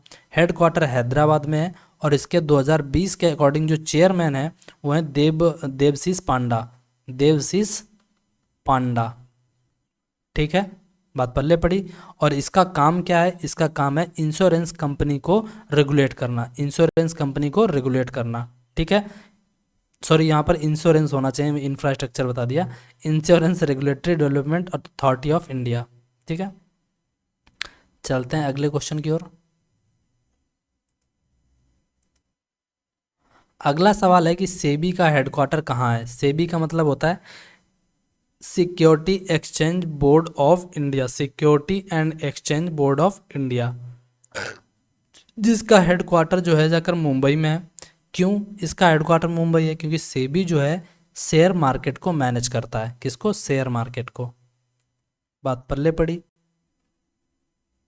तो इसका ऑप्शन जो बी करेक्ट है। चलते हैं अगले सवाल की तरफ। कौन सा विकल्प जो है वो सेविंग अकाउंट से संबंधित सही है, तो सेविंग अकाउंट जो होता है, अगर आपको पता है चार प्रकार के अकाउंट होते हैं, सॉरी हाँ 5 प्रकार के अकाउंट होते हैं, अकाउंट के 5 प्रकार होते हैं। Saving account, current account, fix deposit, recurring deposit, demat account. कितने होंगे? सेविंग अकाउंट और करेंट अकाउंट और क्या बोलते हैं जाकर फिक्स डिपॉजिट, रिकरिंग डिपॉजिट और डीमैट अकाउंट। ठीक है, तो इनमें से पूछा है कि सेविंग अकाउंट से संबंधित कौन सा विकल्प सही है। ठीक है, बात पल्ले पड़ी। तो सेविंग अकाउंट जो होता है भाई मेरे किसके लिए होता है? सेविंग का मतलब आपकी बचत होनी चाहिए, तो बचत भाई मेरे हाउस होल्ड के लिए उपयोग में लाया जाता है, बिल्कुल बात सही है।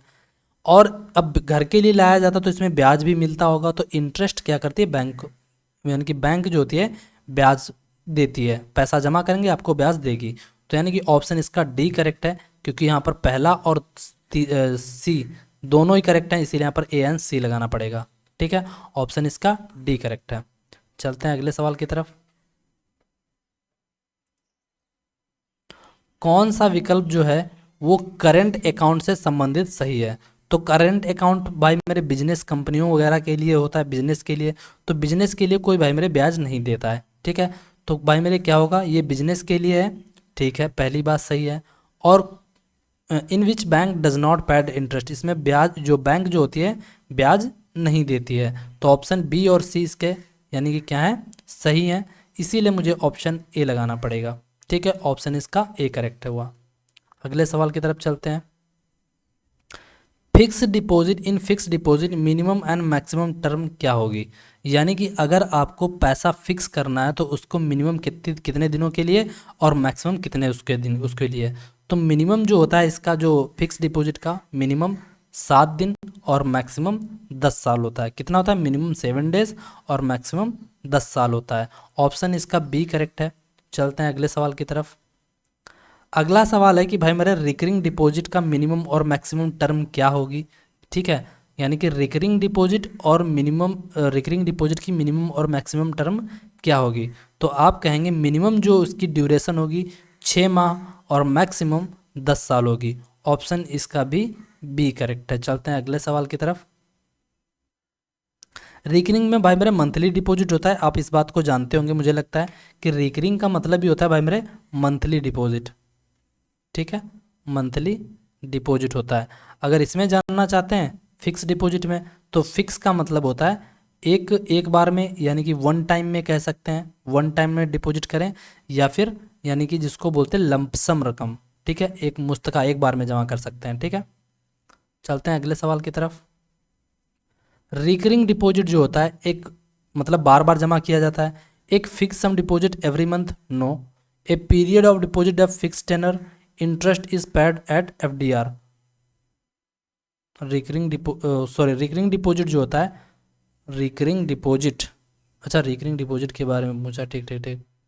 रिकरिंग डिपॉजिट जो होता है एक मतलब इसमें पैसा जमा करना पड़ता है, बात सही है, और मंथली जमा करना होगा, बात सही है। इसका डिपॉजिट जो होता है फिक्स टेनर, एक निश्चित समय के लिए होता है, बिल्कुल होता है। इसमें आपको interest is paid at a fix deposit rate पर मिलेगा, बिल्कुल मिलेगा, समझ में आएगा, फिक्स डिपॉजिट रेट पर इसमें मिलेगा। ऑप्शन इसका डी करेक्ट है। चलते हैं अगले सवाल की तरफ।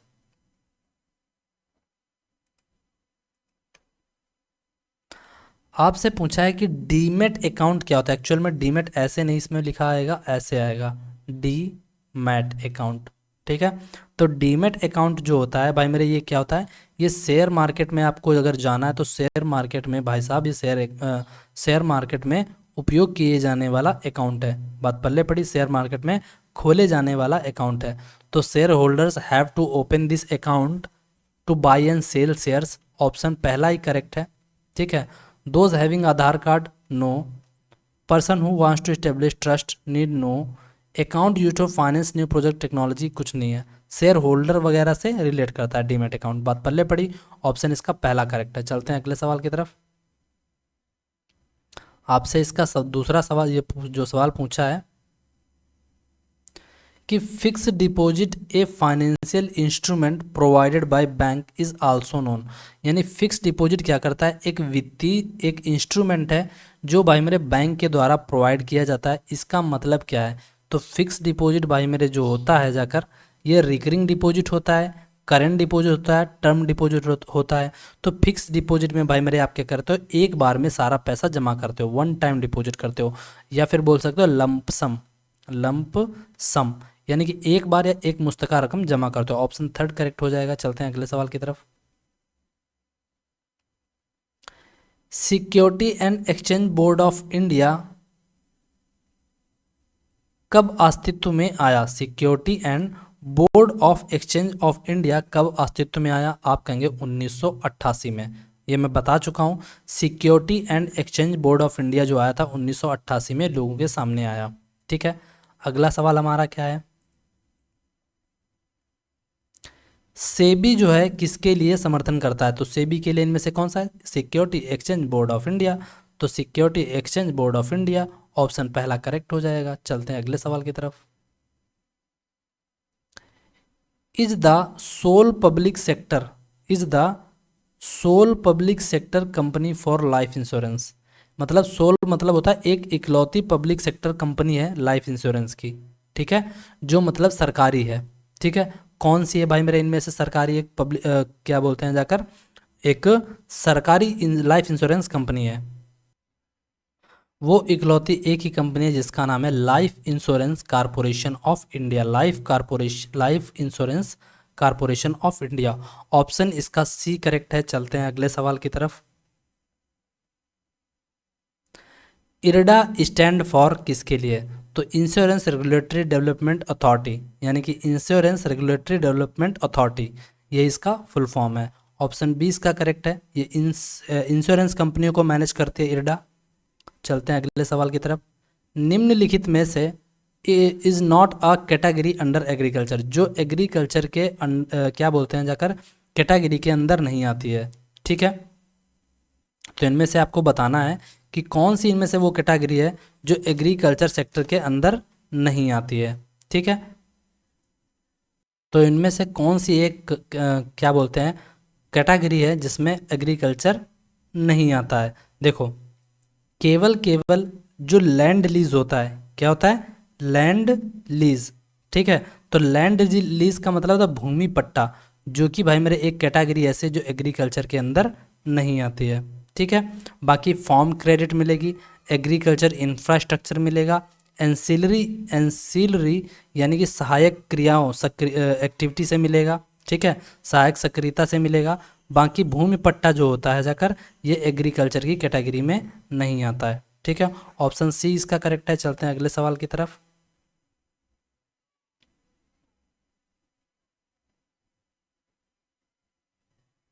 Bank loans up to a limit of to borrowers for purpose like solar based power generator under priority sector.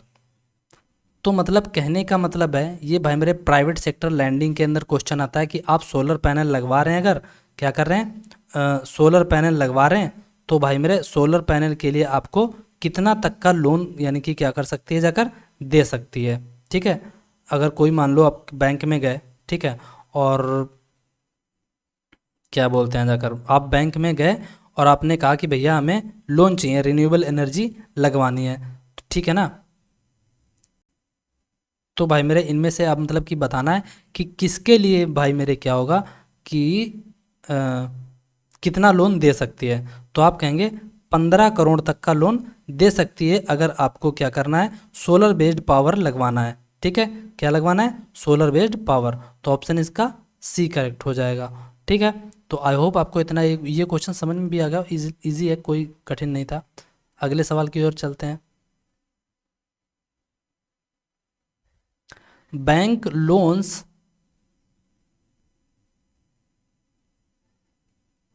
Bank loans up to a limit of per borrower for building social infrastructure under priority sector। वैसे यहाँ पर under priority sector, हाँ priority sector के अंदर जो infrastructure आता है भाई मेरे, कि आप घर बनाना चाहते हैं। ठीक है, क्या करना चाहते हैं? घर बनाना चाहते हैं। ठीक है, तो घर बनाने के लिए भाई साहब आपको लोन जो होता है प्राइवेट सेक्टर लैंडिंग के अंदर दिया जाता है। ठीक है, तो कितना तक का लोन दे सकते हैं? आप कहेंगे 5 करोड़ तक का। ऑप्शन डी करेक्ट है। चलते हैं अगले सवाल की तरफ।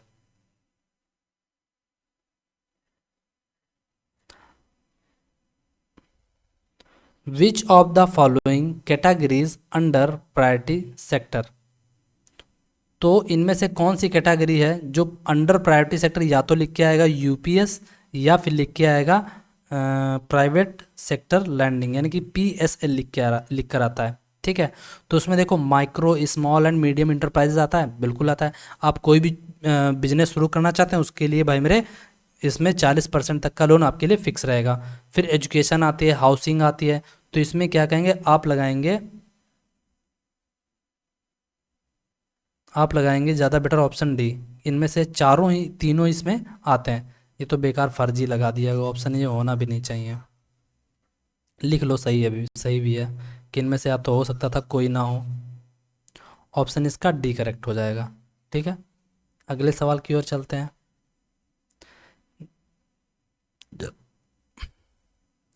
Which of the following category comes under private sector lending, under private sector.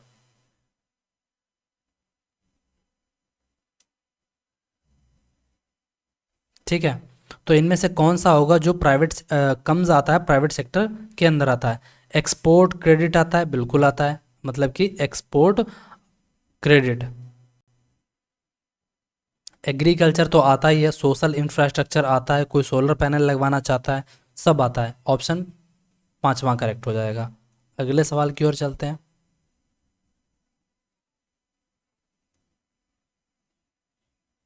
ये क्वेश्चन आपके समझ में बिल्कुल आसानी से आ रहे होंगे।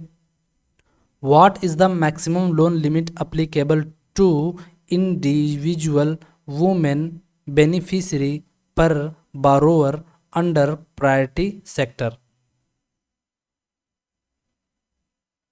मतलब कहने का ये है कि मैं पहले क्वेश्चन को पूरा दिखाता हूँ, बहुत बड़ा है question. What is the maximum loan limit, जो होती है अधिकतम लोन लिमिट क्या होगी अगर किसी वुमेन को क्या करना है, वुमेन को अगर उधार दिया जाए तो कितना तक का लोन उसको उधार दिया जा सकता है। आपको सवाल समझ में आना चाहिए। ठीक है, तो उसको आप देंगे ज़्यादा से ज़्यादा, सॉरी ज़्यादा बड़ा हो गया क्वेश्चन, 1 लाख रुपया तक। कितना, 1 लाख रुपया तक। बात पल्ले पड़ी, चौथा ऑप्शन आपका करेक्ट हो जाएगा। अगले सवाल की ओर चलते हैं।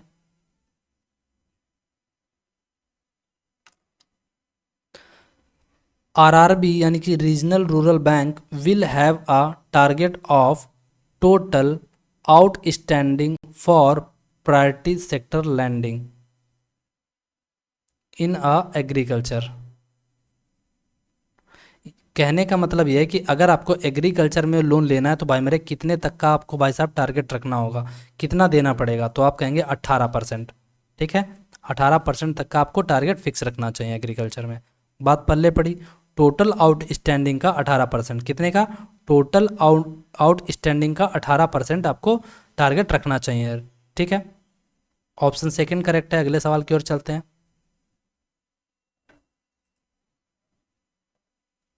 अगला सवाल आपसे पूछा है, when was UPI service launched. मतलब कहने का है कि जो यूपीआई सर्विस है, यूपीआई क्या होता है भाई मेरे, आप कभी कभार मोबाइल से पैसे ट्रांसफ़र कर देते हो ना, नंबर से ही, सॉरी, मोबाइल नंबर से पैसे ट्रांसफ़र कर देते हो ना, वो यूपीआई के जरिए ही होता है कि नहीं। तो इसका फुल फॉर्म क्या हुआ, unique unified payment interface. Interface. तो और जब इसकी जो क्या बोलते हैं जाकर, ये लॉन्च किया गया था 11 अप्रैल 2016 को। कब लॉन्च किया गया था, 11 अप्रैल 2016 को। ठीक है, तो 11 अप्रैल 2016 को भाई मेरे क्या किया गया था, इसको लॉन्च किया गया था। मैं थोड़ा सा क्लीन लिख देता हूँ क्योंकि समझ में ना आए तो बेकार है। ठीक है, और मैं आपको ये भी बता दूं, इससे ज़्यादा कहीं क्वेश्चन करने की ज़रूरत नहीं है, पता लगे ढूंढने चल देना, मैंने खुद ही इतने ढूंढ दिए, आपको ज़रूरत नहीं पड़ेगी। ठीक है, यूनिफाइड पेमेंट इंटरफेस, 11 अप्रैल 2016। बात पल्ले पड़ी, ये इसको इस दिन लॉन्च किया गया था। चलते हैं अगले सवाल की तरफ।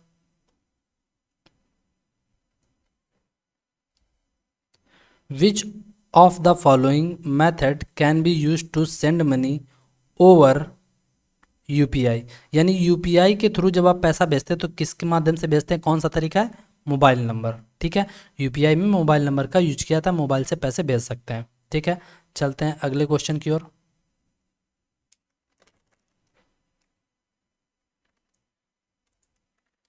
अगला सवाल आपके सामने है,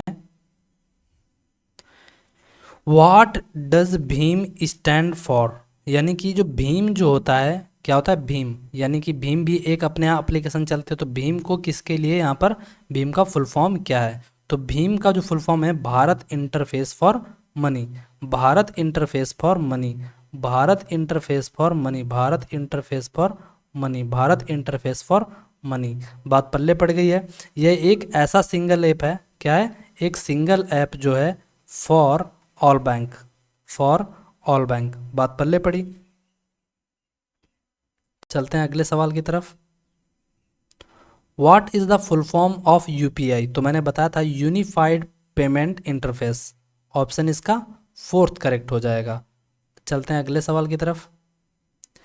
बैंकिंग में आईएफएससी कोड किस, आईएफएससी का कोड का फुल फॉर्म क्या होता है, तो मैंने बताया था भाई मेरे कि आईएफएससी कोड जो होता है भाई मेरे, ये 11 डिजिट का होता है, मैंने बोला था आपको, और इसका फुल फॉर्म जो होता है जाकर इंडियन फाइनेंशियल सिस्टम कोड होता है, Indian financial system code. Option D correct है।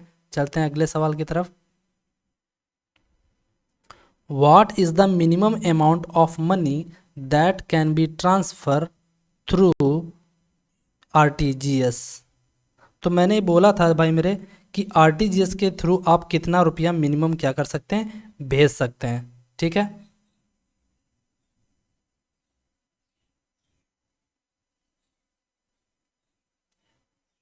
क्या सवाल आपसे पूछा है कि आरटीजीएस के थ्रू आप मिनिमम कितना पैसा भेज सकते हैं, तो आपको मैंने बोला था कि 2 लाख रुपया मिनिमम होगा, लेकिन मैक्सिमम की कोई लिमिट नहीं है, कोई लिमिट नहीं है, मैक्सिमम चाहे जितना भेजिए, लेकिन मिनिमम जो है 2 लाख रुपया तक होना चाहिए भेजने के लिए। How many digits are present in IFSC code, मैंने बोला था आईएफएससी कोड में 11 डिजिट होनी चाहिए। ठीक है, एनईएफटी के थ्रू जो होता है, नेशनल इलेक्ट्रॉनिक फंड ट्रांसफ़र जो होता है, नेशनल इलेक्ट्रॉनिक फंड ट्रांसफ़र के थ्रू मैक्सिमम जो होता है आप कितना पैसा भेज सकते हैं, तो भाई मेरे जब मैंने बोला था कि ना ही इसका कोई मैक्सिमम है ना ही कोई मिनिमम है, तो भाई मेरा maximum limit no such limit, option D correct हो जाएगा। चलते हैं अगले सवाल की तरफ। निम्नलिखित में से एक net banking service are available all the time, यानी कि हर समय एक ऐसी नेट बैंकिंग सर्विस जो उपलब्ध रहती है, वो इनमें से कौन सी है, जो हर समय उपलब्ध रहती है। ठीक है, तो इनमें से कौन सी है, तो आप कहेंगे इमीडिएट पेमेंट सर्विस, तुरंत आप इससे पैसा भेज सकते हैं, आईएमपीएस का फुल फॉर्म भी है इमीडिएट पेमेंट सर्विस। ठीक है, ऑप्शन सेकेंड करेक्ट है। चलते हैं अगले सवाल की तरफ।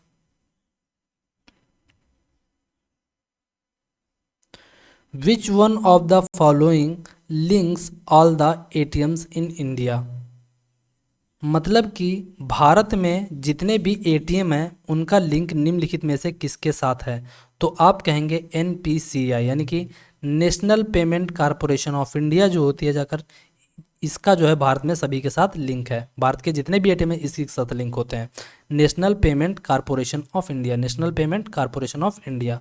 अगले सवाल की ओर चलते हैं। With respect to Indian banking transaction what does NEFT stands for, यानी कि आपको कुछ नहीं पूछा है, एनईएफटी का फुल फॉर्म पूछा है नेशनल इलेक्ट्रॉनिक फंड ट्रांसफ़र, मैं बता चुका हूँ नेशनल इलेक्ट्रॉनिक फंड ट्रांसफ़र। ठीक है, ये मैं बताया था national electronic fund transfer, option 4 correct है। चलते हैं अगले सवाल की तरफ।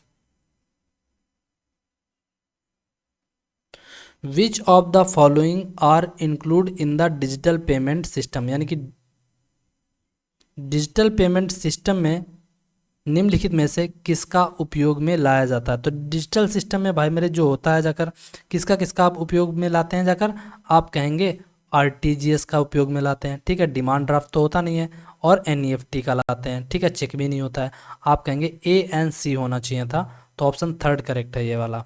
ठीक है, ए एन सी केवल। चलते हैं अगले सवाल की तरफ।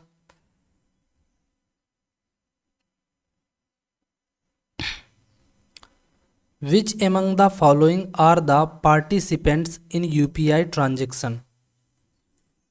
तो यूपीआई ट्रांजैक्शन में भाई साहब किस किस चीज़ को क्या करते हैं जाकर निम्नलिखित में से कौन सा है जो यूपीआई ट्रांजैक्शन में भागीदार होता है। तो यूपीआई ट्रांजैक्शन में भाई साहब कौन कौन से भागीदार होते हैं आपको ये बताना है। तो देखो इनमें से देखो पीएसपी होता है, पेयर्स पीएसपी होता है, पेई पीएसपी है बिल्कुल है, रेमिट और बेनिफिशियरी बैंक भी है, एनपीसी भी है। ठीक है, और इसके अलावा और अगर जानना चाहते हो तो मैं बता देता हूँ, एक रेमिटर बैंक भी है। क्या है? रेमिटर बैंक भी यूपीआई में शामिल है। इसके अलावा अगर मैं बात करूँ तो बैंक अकाउंट होल्डर भी शामिल है, बैंक अकाउंट होल्डर भी शामिल है। इसके अलावा कुछ मर्चेंट्स भी हैं जो यूपीआई में शामिल है। ठीक है, तो यहाँ पर ऑप्शन इसका फिफ्थ करेक्ट हो जाएगा। अगले सवाल की ओर चलते हैं। NEFT operates in how many batches in a day. मतलब एनईएफटी जो होता है कितनी एक दिन में कितनी बैचेस को क्या करता है जाकर ऑपरेट करता है, चलाता है। तो आप कहेंगे 48 आवरली, यानी कि 48 आवरली का मतलब हुआ जाकर 48 आवरली, मतलब कि आप कहेंगे 48 आवरली बेसिस एवरी डे। तो आप लगाइएगा 12, आप ज़्यादा इसको करिएगा हाफ आवरली बेसिस। क्या करेंगे? Half hourly basis. ठीक है, एनईएफटी ऑपरेट करता है कितनी बैचेस को एक दिन में? आप कहेंगे हाफ आवरली बेसिस। ठीक है, चलते हैं अगले सवाल की तरफ।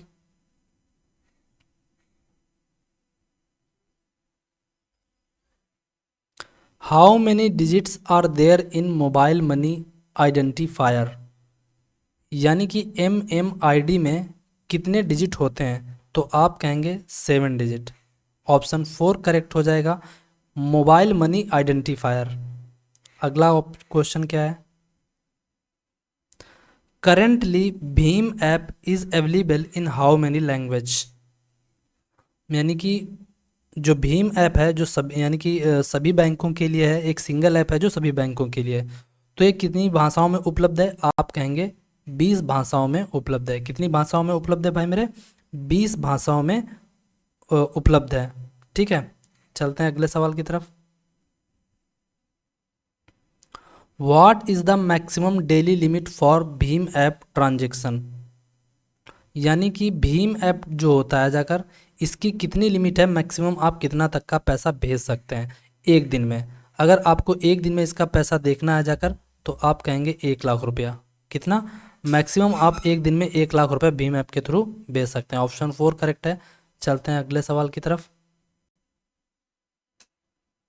The Bhim app was launched by prime minister Narendra Modi. तो इसको जो भीम ऐप जो लॉन्च किया गया था भाई मेरे किसके द्वारा? प्राइम मिनिस्टर नरेंद्र मोदी के द्वारा लॉन्च किया गया था। सभी बैंकों के लिए था, जिसमें मैक्सिमम आप एक दिन में 1 लाख रुपया तक भेज सकते थे। आपसे पूछा है लॉन्च कब किया गया था, तो लॉन्च किया गया था भाई मेरे 30 दिसंबर 2016 को। 30 दिसंबर 2016 को। ऑप्शन 4 करेक्ट है। चलते हैं अगले सवाल की तरफ। फिर आपसे पूछा आईएफसी कोड क्या होता है। आईएफसी मैंने बोला था 11 डिजिट का होता है, बोला था कि नहीं? इंडियन फाइनेंशियल सिस्टम कोड, यानी कि इंडियन फाइनेंशियल सिस्टम कोड क्या होगा? Indian financial system code. Option 4 correct है। चलते हैं अगले सवाल की तरफ। What is white label ATM. आपसे पूछा जाता है कि भाई मेरे वाइट लेबल एटीएम कौन से होते हैं। तो वाइट लेबल एटीएम वो होते हैं जो भाई मेरे मतलब कि बैंक उनको प्रोवाइड ना करके कोई यानी कि दूसरे कोई लोग लॉन्च करते हैं। जैसे कि मैं बताऊं, जैसे कि आपने टाटा का भी देखा होगा, टाटा भी क्या करती है? एक लोन सॉरी एक एटीएम प्रोवाइड करती है। फिर ऐसे ही एक होता है मुथूट, मुथूट भी इसका एटीएम प्रोवाइड करती है। एक होती है प्रिज्म, इसका भी करती है। और आप वेंकरेज की भी बात कर सकते हैं। तो इनमें से ये होते हैं, लेकिन इनमें से मैं बात अगर करूँगा जाकर तो कौन सा होगा? तो इनमें से आप कहेंगे ATM setup by non banks, यानी कोई भी बैंक के द्वारा जो एटीएम नहीं दिया जाता उसको बोलते हैं। ठीक है, ऑप्शन थर्ड करेक्ट है। चलते हैं अगले सवाल की तरफ।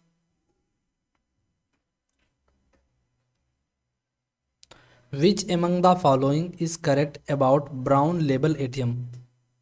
तो ब्राउन लेवल एटीएम हमने बोला था कि जैसे कि कोई भी बैंक होती है जो अपनी मेन उसकी मतलब कि क्या करती है, वही सिर्फ दे सकते हैं, इसके अलावा कोई भी नहीं। ठीक है,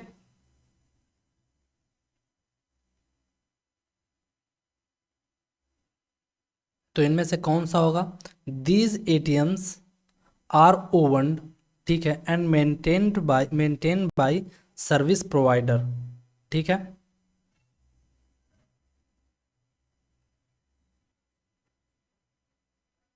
तो इनमें से कौन सा होगा? एक तो वो होंगे जिनके एटीएम पर उनको क्या करते हैं, वो खुद सर्विस प्रोवाइड करते हैं, जैसे कि खुद की बैंक। और दूसरी बैंक वो होती हैं जिनका ब्रांड नेम भी उस पर एटीएम पर होगा। ठीक है, तो यानी कि ऑप्शन इसका कौन सा करेक्ट हो जाएगा? ऑप्शन सी करेक्ट हो जाएगा। ठीक, कौन सा? यानी कि ये वाला, एक ये और एक ये। ठीक है, चलते हैं अगले सवाल की तरफ। एटीएम का फुल फॉर्म क्या होता है? Automated teller machine. टेलर होता है कि ट्रेलर होता है? ऑटोमेटिक टेलर मशीन होता है। ठीक है, तो ऑप्शन पहला करेक्ट है। चलते हैं अगले सवाल की तरफ। इन बैंकिंग सेक्टर केवाईसी किसके लिए यूज किया था? केवाईसी का मतलब होता है नो योर कस्टमर। क्या होता है? Know your customer. Know your customer. तो ऑप्शन इसका सी करेक्ट है। चलते हैं अगले सवाल की तरफ। द टर्म बैंक एश्योरेंस, मतलब कि यहाँ पर थोड़ा सा गड़बड़ है, एक सेकेंड।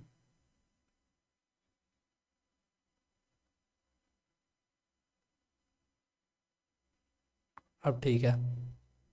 तो बैंक एश्योरेंस जो होता है, बैंक एश्योरेंस ये वर्ड जो हुआ है, तो बैंक एश्योरेंस का मतलब क्या है? तो assurance of quality service by the bank, no.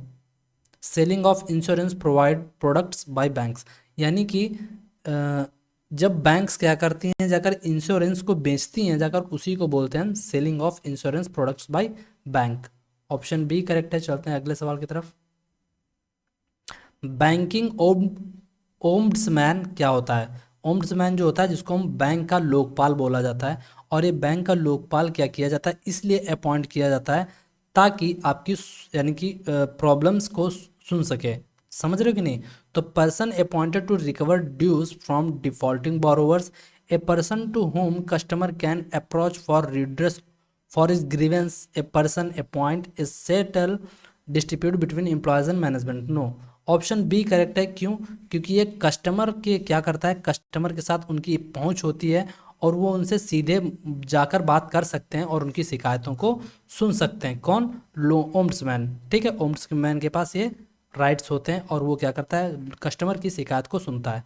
Option B correct है। चलते हैं अगले सवाल की तरफ। निम्नलिखित में से कौन सा एक ऑर्गेनाइजेशन है, यानी कि ऑर्गेनाइजेशन जो होता है संगठन, रिलीज द ओम्ब्ड्समैन, यानी कि जो ओम्ब्ड्समैन की स्कीम, ओम्ब्ड्समैन योजनाओं को क्या करता है, रिलीज करता है? इनमें से कौन सी एक बैंक है, यानी संगठन है? तो कौन सा होगा? Reserve Bank of India. Option पहला करेक्ट है। चलते हैं अगले सवाल की तरफ। Which are the banks covered under the,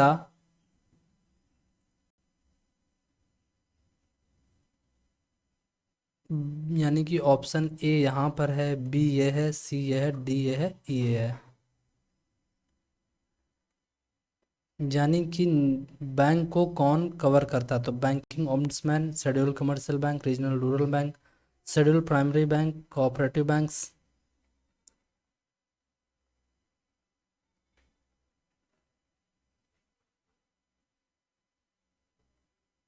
आप ये क्वेश्चन छोड़ दो, गलत, कुछ समझ में ही नहीं आ रहा है। उल्टा सीधा है ना, कुछ गड़बड़ हुआ है इसलिए।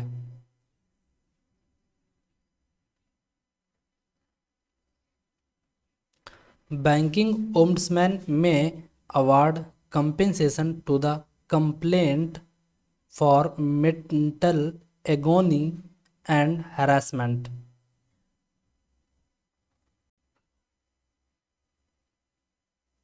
मतलब कहने का मतलब यह है कि अगर लोकपाल, जैसे कि आपको कोई बैंक में प्रॉब्लम हो गई, आपका पैसे से रिलेटेड कोई समस्या है, तो आप बैंकिंग ओम्बड्समैन के पास जाएंगे। तो ऐसा नहीं कि आपके पास 100 रुपये मतलब का घोटाला हो बैंक का और वो आपकी वो सुनवाई करेगा, नहीं। मिनिमम जो आपके पास अमाउंट होना चाहिए, सॉरी, क्या करते हैं, मतलब मैक्सिमम तो सुन सकता है वो 20 लाख तक, कितना, 20 लाख तक। लेकिन अगर उससे नीचे की बात की जाएगी तो वो सुनेगा ज़्यादा से ज़्यादा, क्या बोलते हैं जाकर, मिनिमम 1 लाख रुपया। ठीक है, इससे नीचे नहीं वो सुनवाई करेगा। ठीक है, इसके लिए बाकी कोर्ट हैं वगैरह वगैरह। अगले सवाल की ओर चलते हैं। विच of the following banks is the largest commercial bank in India. मतलब सबसे बड़ी वाणिज्यिक बैंक भारत में कौन सी है, इनमें से आपको बताना है। तो सबसे बड़ी जो है स्टेट बैंक ऑफ इंडिया है। ठीक है, और इसकी स्थापना जो हुई थी 1 जुलाई 1955 को हुई थी, जिसका हेड क्वार्टर मुंबई में है, और इसके चेयरमैन जो हैं दिनेश खारा हैं। ठीक है, चलते हैं अगले सवाल की तरफ। Main function of NABARD, NABARD bank है, इसका मेन फंक्शन क्या है। इसका मेन फंक्शन है कि भाई मेरे एग्रीकल्चर को डेवलपमेंट करना। ऑप्शन इसका 4 करेक्ट हो जाएगा। इसकी स्थापना की बात करें तो 12 जुलाई 1982 को इसकी स्थापना हुई थी, और इसका हेड क्वार्टर जो है मुंबई में है। ठीक है, चलते हैं अगले सवाल की तरफ।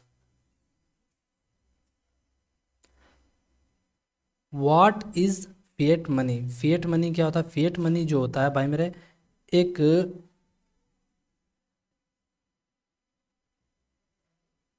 तो फिएट मनी को आप कहना चाहेंगे तो आप कहेंगे एक ऐसी करेंसी होती है, एक ऐसी मुद्रा होती है, that is not backed by a commodity, जैसे कि गोल्ड, जिसको वापस नहीं किया जा सकता, जैसे कि बैक्ड बाय गवर्नमेंट गारंटी, या फिर currency backed by tangible asset, gold reserve.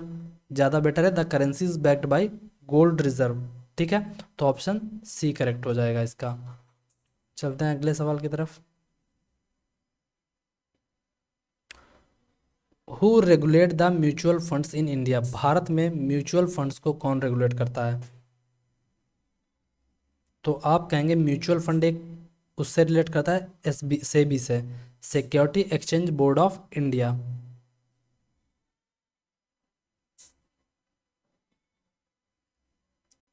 Which organization provide credit history of the borrowers. यानी कि निम्नलिखित में से कौन सा जो संगठन है जो क्या करता है, जो उधारकर्ताओं के उधार हिस्ट्री को जान रखता है या देता है। तो उसका नाम है क्रेडिट इंफॉर्मेशन ब्यूरो, यानी कि क्रेडिट इंफॉर्मेशन ब्यूरो, यानी कि सिबिल को बोलते हैं। किसको, सिबिल को बोलते हैं। ठीक है, सिबिल को बोलते हैं। ऑप्शन ए करेक्ट है इसका। चलते हैं अगले सवाल की तरफ। What is the full form of Swift. तो स्विफ्ट का आपसे कई बार जैसे कि फुल फॉर्म पूछा जाता है, क्योंकि स्विफ्ट एक इंटरनेशनल ट्रांजैक्शन के लिए उपयोग में लाया जाता है। ठीक है, और जैसे कि अब यूट्यूब वगैरह से मतलब कि पैसे ट्रांसफ़र होते हैं, तो इसी के माध्यम से होते हैं। तो इसका कौन सा है, society for world wide inter bank financial telecommunication. क्या होता है, society for, society for world wide bank, world wide inter bank financial telecommunication. Option C correct है। चलते हैं अगले सवाल की तरफ। What is the full form of NAV, NAV। तो इसका मतलब फुल फॉर्म होता है net asset value. Option C correct है, नेट एसेट वैल्यू। चलते हैं अगले सवाल की तरफ। Which bank was united with Punjab National Bank in 1993। तो यूनाइटेड बैंक यानी सॉरी विच बैंक मतलब मर्ज की गई थी पंजाब नेशनल बैंक के साथ। तो पंजाब नेशनल बैंक के साथ जिस बैंक का राष्ट्रीयकरण किया गया था वो कौन सी थी। इसमें से थोड़ा सा मुझे लग रहा है मिस्टेक है। तो आप कहेंगे 1993 में जिस बैंक का पंजाब नेशनल बैंक के साथ मर्जर हुआ था उसका नाम था NBI, यानी कि न्यू बैंक ऑफ इंडिया। ठीक है, चलते हैं अगले सवाल की तरफ। Which bank was baptized as the State Bank of India. यानी कि किस बैंक का बाद में क्या बोलते हैं, स्टेट बैंक ऑफ इंडिया नाम कर दिया गया था, इंपीरियल बैंक ऑफ इंडिया का नाम। इंपीरियल बैंक ऑफ इंडिया जो पहले हुआ करती थी, इसी का आज नाम है State Bank of India. Imperial Bank of India was nationalised in, यानी कि इंपीरियल जो भारत की जो इंपीरियल बैंक है, यानी कि इंपीरियल बैंक ऑफ इंडिया जो है, जिसको राष्ट्रीयकृत किया गया था 1955 में। चलते हैं अगले सवाल की तरफ।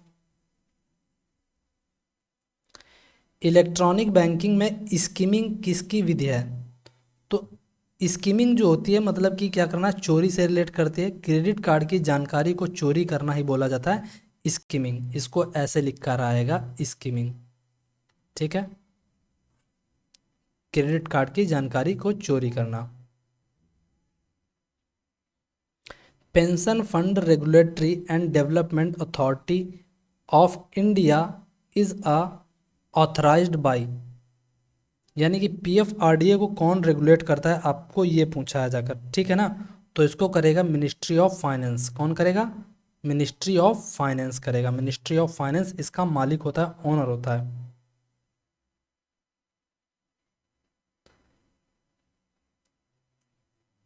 Which of the following is not decided by the RBI, यानी कि रिजर्व बैंक ऑफ इंडिया के द्वारा निम्नलिखित में से कौन सी डिसीजन जो है नहीं लिए जाते हैं। देखो, बैंक रेट लेती है, रेपो रेट लेती है, रिवर्स रेपो रेट लेती है, बाकी इनकम टैक्स रेट से कोई इसका करने लेना देना नहीं। ऑप्शन 4 लगाएंगे।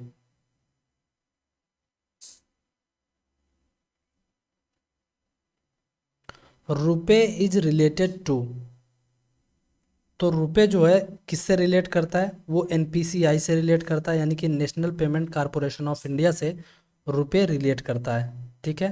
रुपए यानी कि national payment corporation of India.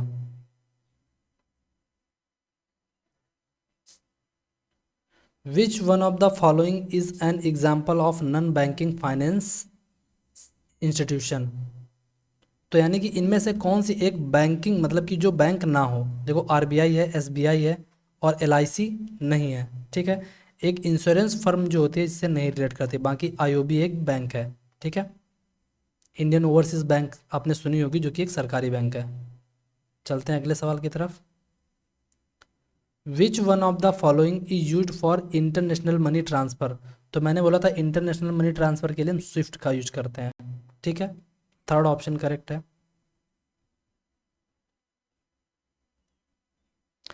Chalapati Rao समिति का गठन किसके पुनर्गठन के लिए किया गया था?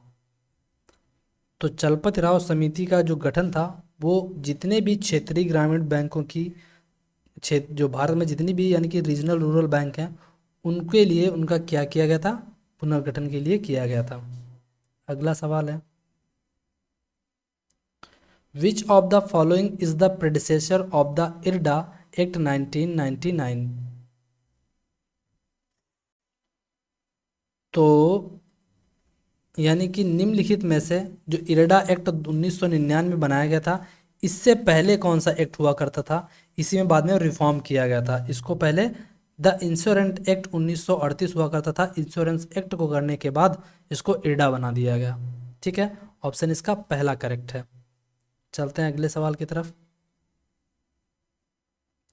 भारतीय एग्जिम बैंक के प्रमुख कार्यक्रमों के हिस्से के रूप में निर्यातक कंपनियों के लिए वित्त में शामिल नहीं है, यानी कि एग्जिम बैंक जो भारतीय एग्जिम बैंक के प्रमुख कार्यक्रमों के हिस्से के रूप में जो निर्यातक कंपनियां हैं, उनके लिए वित्त में जो शामिल नहीं है, कौन सी नहीं है भाई? तो आप कहेंगे भाई मेरे, इनमें से जो शामिल नहीं है वो भाई मेरे बोलेंगे जाकर कार्यशील पूंजी, पोतल, क्या लिखा है, पोतल, पोतला दानोर, ठीक है, और पता नहीं क्या लिख दिया है, ठीक है। फिर विदेश निवेशी वित्त है, और फिर सावधि ऋण है। तो आप कहना चाहेंगे जाकर, तो आप इसको कहेंगे, इसको पोतल जिसको पोतल दानोर साख लिखा है, इसका मतलब भाई मेरे क्या है? Post shipment credit, credit post shipment credit बोलते हैं, राइट। भारतीय एग्जिम बैंक जो होता है भाई मेरे, क्या होता है भारतीय एग्जिम बैंक। तो भारतीय एग्जिम बैंक के जो प्रमुख कार्यक्रम जो होते हैं उनके हिस्से के रूप में निर्यातक कंपनियों के लिए, जो निर्यातक जो कंपनियां होती हैं उनके वित्त में जो शामिल नहीं है वो भाई साहब पोस्ट शिपमेंट शामिल नहीं होता, पोस्ट शिपमेंट क्रेडिट नहीं शामिल होगा। बाकी कार्यशील पूंजी भी होगी, विदेशी निवेश भी होगा और सावधि ऋण भी होगा, इनको शामिल किया जाएगा एग्जिम बैंक में, ठीक है। चलते हैं अगले सवाल की तरफ।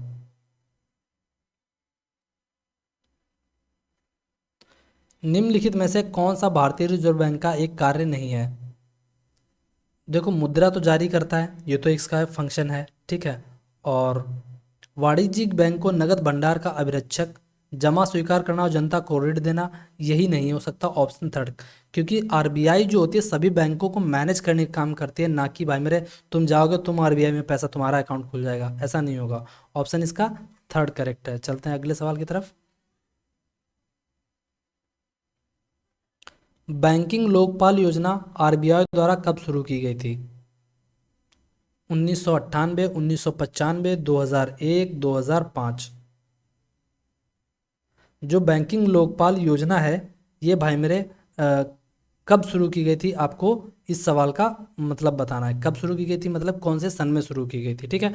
1998 में, 1995, 2001, 2005। तो आप इसका लगाएंगे जाकर कि बैंकिंग लोकपाल योजना में, इसको जो आंसर लगाएंगे आप 1995 लगाएंगे, ठीक है। ऑप्शन सेकंड करेक्ट है और ये एग्जाम में पूछा गया है, ठीक है। अगला सवाल और हमारा आज का लास्ट सवाल, ठीक है। तो आई होप आपको यहाँ तक वीडियो पसंद आए, तो please do like and share and एक कमेंट कीजिए, लाइक कीजिए। राष्ट्रीय कृषि एवं ग्रामीण विकास बैंक यानी कि नाबार्ड भारत में एक उच्च स्तरीय वित्त विकास संस्थान है जो कृषि और ग्रामीण ऋण प्रदान करने के लिए स्थापित किया गया था। तो मैंने बोला था इसकी स्थापना 1982, 12 जुलाई 1982 को हुई थी।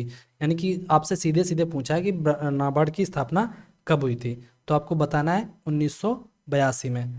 आज की कथा यहीं पर समाप्त होती है। आपको मिलते हैं अगले अगले मतलब कि अगली सीट के साथ। और मैंने बोला देखो पॉलिटी की कंप्लीट क्लास हो चुकी है, इसके बाद अभी चल रही है इकोनॉमिक्स और फिर इसके बाद केमिस्ट्री या जियोग्राफी वगैरह कुछ आएगा, ठीक है। या हो सकता है हिस्ट्री, हिस्ट्री भी मुझे लगता है बहुत सारे क्लासेस पढ़ चुकी हैं। आप देखिए और इन्जॉय कीजिए, आप पढ़कर जाएंगे तभी आपको पता चलेगा अच्छा है या बुरा है। मैंने हर इसीलिए यहाँ पर चैप्टर वाइज मैं कराता हूँ, क्योंकि चैप्टर वाइज कोई नहीं कराता, क्योंकि उनको क्वेश्चन ढूंढने में बहुत ही आलसी होते हैं। और आलसी क्या, उनको पता ही नहीं है सही से किस चीज़ कैसे करना चाहिए, ठीक है। तो आप जाइए एंजॉय कीजिए और please do like and share with your friends and एक अच्छा सा कमेंट कर देना, ठीक है। तब तक के लिए बाय एंड टेक केयर।